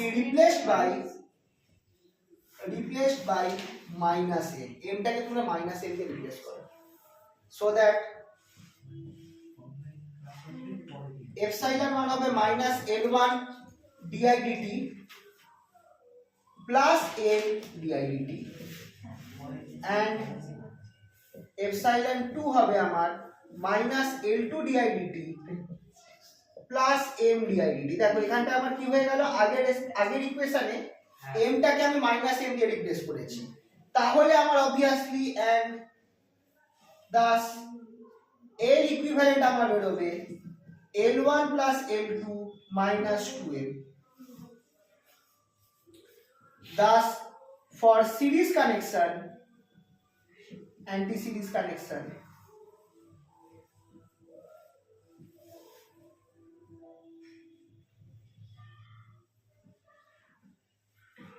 L equivalent equals to L1 plus L2, L1 plus L2 এই প্রশ্নটা আসে প্লাস মাইনাস 2, এইটা প্রুফ করতে দেয়। সিরিজ আর অ্যান্টি সিরিজ কানেকশনের জন্য আমার এইরকম হওয়া উচিত, সিরিজ কানেকশনের জন্য L1 plus L2 should be equals to plus minus L1 plus L2 plus minus 2। Sir last একটা কি হলো স্যার? তুমি দেখো একই, আমি পুরোটা করিনি, আমি এখানে তোমার বলছি যে আমার এনটা যদি তোমার এটা উল্টে যায় তাহলে দেখো এর জন্য যে ফিল্ডটা তৈরি হবে সেটা আগের রেসপেক্টে অপোজিট হবে, কারণ তোমার এর ডাইরেকশনটা তো চেঞ্জ হয়ে গেছে। তাহলে এই ফর্মুলাতে এমটা প্লাস হয়ে যাবে, আগেরটা মাইনাস ছিল, তাহলে তুমি আগের ইকুয়েশনে এমটাকে তুমি মাইনাস এম দিয়ে রিপ্লেস করো। তো ইজি ব্যাপার হচ্ছে আগের ইকুয়েশনে যদি এমটা মাইনাস এম দিয়ে রিপ্লেস হয় তাহলে এখানে যেখানে এমটা প্লাস ছিল সেটা মাইনাস হয়ে যাবে, তাই এটাই আসবে। যদি তুমি পুরোটা হিসাব করে দেখো আগেরটার মতো করে তাহলে ওইটাই আসবে। আমি শর্টকাটে করেছি যে এক্ষেত্রে আমার অ্যান্টি সিরিজ কোড হবে কি, আমার এমটা মাইনাস এম দিয়ে রিপ্লেস হয়ে যাবে যাতে আমার ইকুয়েশনটা এরকম হয়ে যায়। তারপর সেইটা করে সলভ করলে আগেরটার মতো করে সলভ করলে আমি এটাই পাবো, শুধু এখানটা এমটা মাইনাস এম দিয়ে রিপ্লেস করছি। এই জন্য কারণ হচ্ছে দেখো আগের কেসটায় ম্যাগনেটিক ফিল্ডটা এদিকে ছিল, এর এই ম্যাগনেটিক ফিল্ডের জন্য এর অ্যাক্রসে তো একটা ইন্ডাকটেন্স আসছে, এর ম্যাগনেটিক ফিল্ড এই ডাইরেকশনে ছিল, সেই ম্যাগনেটিক ফিল্ডের জন্য এর উপর একটা সেম ডাইরেকশনে ইন্ডাকটেন্স আছে। না সেম ডাইরেকশন, হ্যাঁ এই কারেন্টের অপোজিটে সেম ডাইরেকশন আছে। হ্যাঁ মানে মাইনাস এম ডিওয়াইডিটি হচ্ছে ওটার ক্ষেত্রে। কিন্তু এটার ক্ষেত্রে যেতে পারে এই ম্যাগনেটিক ফিল্ডের ডাইরেকশনটা উল্টে গেছে, তাহলে এটার রেসপেক্টে আগের রেসপেক্টে আমার কি হবে, উল্টো অপোজিট অফ ডাইরেকশন হবে, তাই এটা মাইনাস হবে এটা প্লাস হবে। কারেন্টটাকে অপোজ কি করে বলবো তাহলে? কারেন্ট অপোজ করছে না, কারেন্ট ইন্ডাকটেন্সটা তো বেসিক্যালি তাই জন্যই হয় না, মানে যে ইএমএফ টা ক্রিয়েট হচ্ছে ওটা। হ্যাঁ কিন্তু এখানে তো এখানে অপোজ করার তো কেস নেই, কারণ এখানে তো এর ডাইরেকশনটা এর রেসপেক্টে উল্টে গেল না, এইভাবে বুঝো। দেখো এটার ফ্লাক্স ছিল, অ্যাকচুয়ালি মিউচুয়ালটার ক্ষেত্রে আমার কিন্তু নেগেটিভ হয় না, না দাঁড়াও হয় নেগেটিভ। দাঁড়াও কেসটা হচ্ছে কি, এটার ক্ষেত্রে যখন আমার মানে ব্যাপারটা বোঝো, আগেরটার ক্ষেত্রে তোমার এইটার ফ্লাক্সটা ওইদিকে ছিল, তার ফলে এটার এখানটায় পজিটিভ হচ্ছিল, মানে আমি নেগেটিভ ধরছি মানে মাইনাস ধরছিলাম, এই ফর্মুলার এখানটায় মাইনাস ছিল, কারণ কি এইটা ওই ডাইরেকশনে ছিল, তো এর এফেক্টটা এর উপর পড়ছিল মাইনাস, লেঞ্জেস দাও ফ্লাক্সটা এই ডাইরেকশনে ছিল, তার জন্য ওখানে মাইনাস হচ্ছে। কিন্তু এখন যখন এই ডাইরেকশনটা উল্টে যাবে, এটা তো যেমন আগেরটায় যা ছিল তাই আছে, তার জন্য এটা মাইনাসই আছে, এটা যখন উল্টে যাবে তখন এইটা চেঞ্জ হয়ে যাবে না। একই রকম ভাবে এটার রেসপেক্টে দেখো, এবার এইটার রেসপেক্টে এইটার জন্য তো কোনো একটা কিছু, এটা সবসময় নেগেটিভই হবে কারণ এটা এর নিজের পার্ট, কিন্তু এটা এর রেসপেক্টে উল্টো আছে, তাই জন্য এখানে ওটা প্লাস হয়ে যাবে। মোদ্দা কথা মিউচুয়ালটা মানে এখানটায় তুমি যদি একজনকে ইন্ডিভিজুয়ালি দেখো, তার এফেক্টে তোমার এল ডিআইডিটিটা সবসময় মাইনাসই হবে দুটোর ক্ষেত্রে, কারণ ইন্ডিভিজুয়ালের জন্য ডাইরেকশনটা ম্যাটার করছে না, কিন্তু এটার এর জন্য ডাইরেকশন সেটা এর ম্যাগনেটিক ফিল্ডের উপর নির্ভর করে যাবে না। আগেরটা রেসপেক্টে এখন ডাইরেকশন চেঞ্জ হয়ে গেছে, তার মানে এম এর সাথে যে পার্টটা থাকবে তার ডাইরেকশনটা এক্ষেত্রে চেঞ্জ হবে সেই হিসাবে, বুঝে গেল তো? বুঝেছে? আচ্ছা, এরপর এটা সিরিজ ছিল, এরপর আমরা করবো প্যারালাল কেস। প্যারালাল কেসটা একটুখানি বড় আছে, প্যারালালটা আছে পড়াবে? হ্যাঁ একটু হয়ে যাবে, বেশিক্ষণ লাগবে না, ওটা করলেই শেষ এই পার্টটা, বুঝলা না? হ্যাঁ শেষ। হ্যাঁ হ্যাঁ হ্যাঁ, আর এইটা আসে এই প্রশ্ন, আর প্যারালাল সিরিজ প্যারালালের ইকুয়েশন গুলো আসেনি, তো প্যারালালটাও ইজি আছে, ওখানে হচ্ছে কি প্যারালাল কানেকশন ইজি আছে, খুব একটা কঠিন না। সেখানে হচ্ছে কি তোমার এই একটা ইন্ডাক্টর আছে আর এই একটা ইন্ডাক্টর আছে, দুটো ইন্ডাক্টরে আমি আপাতত ধরছি ম্যাগনেটিক ফিল্ডটা সেম ডাইরেকশনে ক্রিয়েট হচ্ছে, কিন্তু প্যারালাল কানেকশনের জন্য আমার এখানটায় কি হবে দেখো, দুজনের অ্যাক্রসের ইএমএফটা সেম হবে, কারেন্ট উইল বি ডিফারেন্ট, এটার মধ্যে দিয়ে কারেন্ট I1 ফ্লো হচ্ছে, এটার মধ্যে দিয়ে কারেন্ট I2 ফ্লো হচ্ছে, এটা L1 এটা L2, তো এটাই দেখো ঠিক পুরো রেজিস্ট্যান্সের মতো কেস, আগেরটাতে সেম কারেন্ট ফ্লো করছিল যেহেতু সিরিজে ছিল, এখন যেহেতু প্যারালালে আছে আর ইএমএফটা আলাদা হচ্ছিল, একটা এপসাইলন 1 একটা এপসাইলন 2, এটার ক্ষেত্রে যেহেতু প্যারালালে রয়েছে, প্যারালাল থাকলে কি হয় পোটেনশিয়াল ইএমএফ সব সেম হয়, দুটো পয়েন্টের অ্যাক্রসের প্যারালাল পয়েন্টে, এক্ষেত্রে ইএমএফটা দুজনের সেমই হবে এপসাইলন। এখানটায় আলাদা কি হবে, কারেন্টটা আলাদা, কারণ আমার দেখো জাংশন আছে, কারেন্ট আই কারেন্ট ভাগ হয়ে যাবে, একজনের অ্যাক্রসে I1 অন্যজনের অ্যাক্রসে I2। তাহলে এটার ক্ষেত্রে প্যারালালের ক্ষেত্রে আমরা কি বলবো, ইএমএফ, আচ্ছা ইএমএফ, আচ্ছা এটা অবভিয়াসলি কয়েল 1 আর এটা কয়েল 2, সেটা বলে রাখি। তাহলে EMF induced across coil 1 epsilon equals to minus L1 di1 dt minus M di2 dt। এবার এখানটায় ডিফারেন্সটা চলে আসছে, দেখো এখানে ডিফারেন্সটা চলে আসছে, দেখো এইখানটায় আমার ফর্মুলাটা আচ্ছা একটু গন্ডগোল হবে, দাঁড়া একটু আলাদা হবে।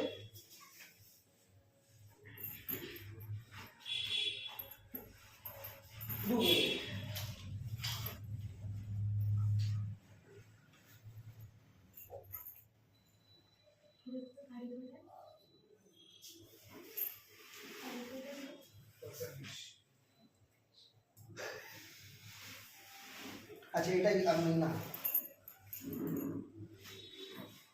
এইটাকে আমি প্লাস ধরছি, এটাকে আমি প্লাস ধরছি, and EMF induced across coil 2 epsilon equals to minus L2 di2 dt plus M di1 dt।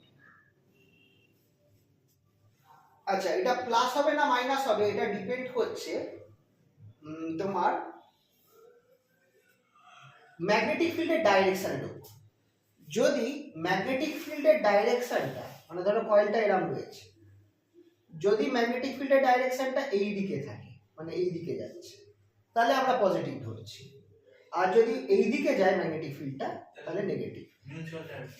হ্যাঁ না হ্যাঁ মিউচুয়ালের ক্ষেত্রে, কেন মিউচুয়ালের ক্ষেত্রে আমি এই ম্যাগনেটিক ফিল্ডটা ধরবো, এটার উপর এই ম্যাগনেটিক ফিল্ডের এফেক্টটা ধরবো, সেম ডিরেকশন যাচ্ছে ওটা প্লাস হচ্ছে না না বলছি এইটা যখন ঘুরে গেল, হ্যাঁ ঘুরে গেলে তো এই ডাইরেকশন হয়ে গেল, তো সরি আমি এটা উল্টো করে ফেললাম, আগেরটাই নেগেটিভ ধরেছিলাম, যদি আমার এটা উল্টো হয়ে গেল, এটা নেগেটিভ হবে এটা পজিটিভ হবে। আগেরটায় দেখো প্রথম সিরিজের ক্ষেত্রে এইটা ছিল দুজনের ক্ষেত্রে, দুটোর ক্ষেত্রে এই ডাইরেকশন ছিল, তাহলে দেখো এই ম্যাগনেটিক ফিল্ডটা এর জন্য কোন ডাইরেকশনে আছে, এই ডাইরেকশনে আছে, তাই নেগেটিভ ধরেছিলাম আগেরটা মাইনাস এল। ও আচ্ছা আচ্ছা, কিন্তু পরের ক্ষেত্রে এখন অপোজিট হয়ে গেছিল, তাই জন্য পরের ক্ষেত্রে প্লাস ধরেছিলাম। এটার ক্ষেত্রে তুমি দেখো এটার অ্যাক্রসে ঘুরে আসবে তো, এখানে যাচ্ছে ঘুরে আসবে, ডিরেকশন হয়ে যাচ্ছে, ডাইরেকশনটা উল্টে যাচ্ছে, তার মানে উল্টে প্লাস হচ্ছে। হ্যাঁ তাই জন্য আমি এখানটা প্লাস দিচ্ছি, আর এটা অ্যাজ ইউজুয়াল মাইনাস থাকছে। কিন্তু এখানে ডিফারেন্সটা কি হচ্ছে দেখো, আমার এখানে দুটো এপসাইলন হচ্ছে, কিন্তু di1 di2 টা চেঞ্জ হয়ে যাচ্ছে। তাহলে আমি এটাকে এইভাবে লিখবো, অর ডি এইভাবে ইকুয়েশনটা লিখবো, i1 i2 কে আগে রাখবো, তাহলে minus L1 di1 dt plus M di2 dt equals to epsilon, এটাকে আমি নাম দিলাম ইকুয়েশন 1। আর এইখানটায় আমরা করছি কি একই রকম ভাবে M di1 dt minus L2 di2 dt, di1 di2 dt মানে এই পার্টটাকে আমি ভাবে করছি যাতে একটা ইকুয়েশন, এটা আমার এপসাইলন হবে।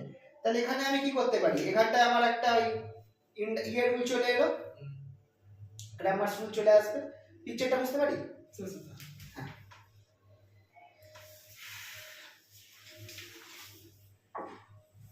ওসে এটা তো আবার ওই অ্যান্টি হয় নাকি, এটা তো সেই ইয়ে অ্যান্টি হয় নাকি, অ্যান্টি প্যারালাল, হ্যাঁ অ্যান্টি প্যারালাল এটা মাইনাস করছি কি হয়ে যাবে,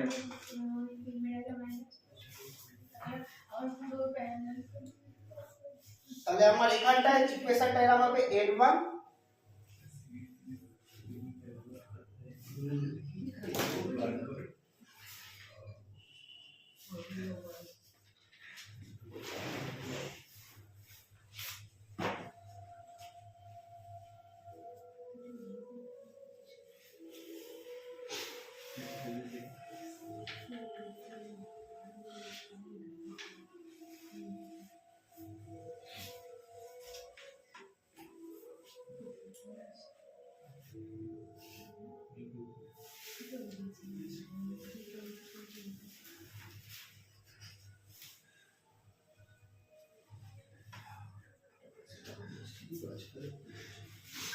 চলে গেল ব্যাংকে থেকে ছিল ওটা পাঠিয়ে দিতে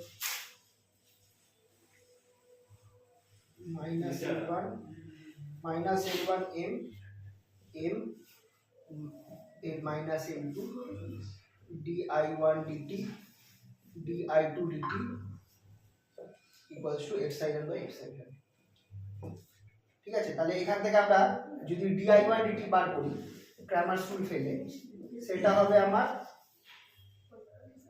epsilon epsilon m minus L2 by তোরা এটা পাঠিয়ে দিয়ে দেখেছিস minus L1 লাস্টটা স্কুল কেবলটা m m minus L2। তাহলে নিচে আমার হচ্ছে কি দেখি, আমার এখানটায় L1 L2 হবে মাইনাস m স্কয়ার হবে, L1 L2 minus m square. উপরে আমার কি হচ্ছে দেখা যাক, উপরে আমার এপসাইলনটা যদি আমি পাবো মাইনাস, আচ্ছা এপসাইলনটা যদি আমি কমন নিই তাহলে আমার মাইনাস L2 মাইনাস m, এটা হচ্ছে আমার di1 dt, এটা হচ্ছে আমার di1 dt টা। ঠিকঠাক বললাম তো? দেখে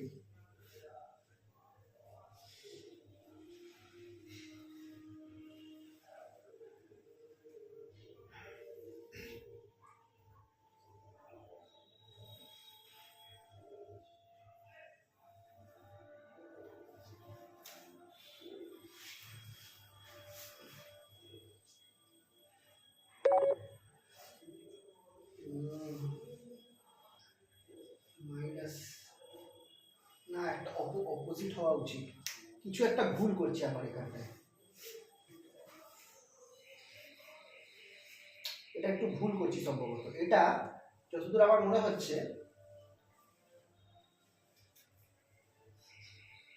আমার এখানটা কিছু একটা গন্ডগোল হয়েছে, মনে হয় দুটোই মাইনাস হয় না, মাইনাস তো হওয়ার কথা না, এটা প্লাস এটা মাইনাস, ঠিকই আছে। তাহলে এটা গেল, দেখি ভুলতে দেখি, এটা তো প্লাস হয়ে গেল, এটা মাইনাস, এই নিচের টার্মটা ঠিক আছে, এই টার্মটা আমার কি হচ্ছে মাইনাস, এটাও মাইনাস, দুটোই মাইনাস হবে।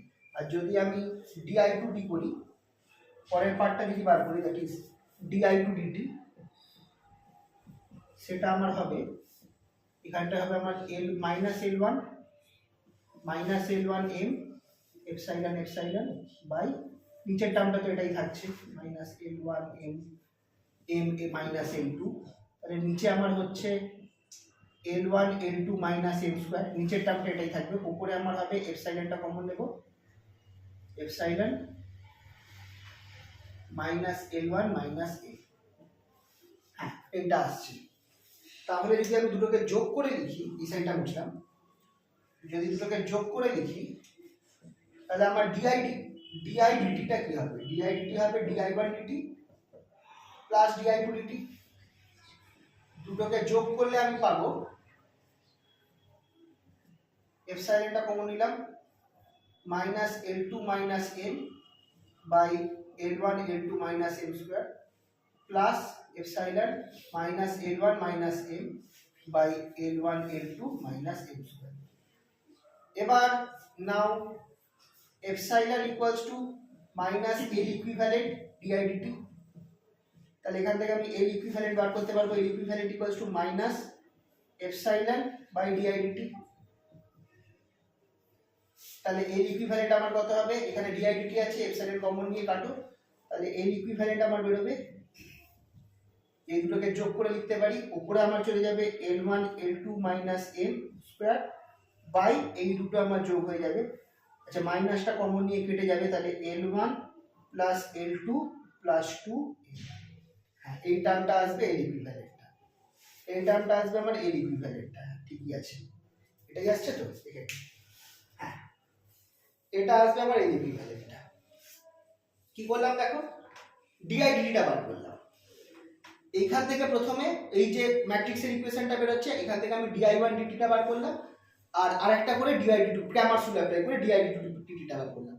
এবার আইটাই তো i1, নাও আই যেটা খেয়াল করে দেখো i = i1 + i2, তাহলে সেই হিসাবে আমি di1 dt করলে আমি di1 dt পাবো প্লাস di2 dt পাবো, এই দুটোকে বসিয়ে দিচ্ছি, এটা আমি পাচ্ছি di dt। এবার যদি আমার দুটো বদলে একটা থাকতো তাহলে আমার কি হতো, এটা হতো epsilon = -L equivalent di dt হতো যদি দুটো ইন্ডাক্টরের বদলে একটা থাকতো। তাহলে এখান থেকে আমি L ইকুইভ্যালেন্ট কত পাচ্ছি, এপসাইলন -ε/di dt। এখানে তুমি এপসাইলনটা কমন নাও, di dt কে নামিয়ে দাও, তাহলে এই বাকি টার্মটা সেটা ওই সাইডে চলে যাবে, নিচেরটা উপরে উঠে যাবে, উপরেরটা নিচে নামবে। এইটা দেখো উপরে উঠে গেছে, এটা তো কমন টার্ম, হ্যাঁ এলসিএম হলে উপরে এটাই থাকবে L1 - L2 / -m², L1 L2 - m²। উপরের টার্মটা যোগ হয়ে যাবে, যোগ হলে আমার কি থাকছে, আর এই সামনে মাইনাস কমন নিয়ে তুমি মাইনাস থেকে কেটে দিচ্ছ, তো উপরে তোমার থাকছে L1 + L2 + 2m। তো এইটা আমার হচ্ছে প্যারালাল কেসের জন্য, দেখো এই টার্মটা তো থাকছে, উপরে এই টার্মটা আসছে L1 L2 - m², এটা আসছে আমার যদি প্যারালাল কম্বিনেশন থাকে। এবার যদি অ্যান্টি প্যারালাল থাকে তখন আমি কি করব, m-টাকে -m দিয়ে রিপ্লেস করব, এখানটা মাইনাস চলে আসবে, কিন্তু এখানে মাইনাস করলেও m² আছে, এটা এটাই থাকবে।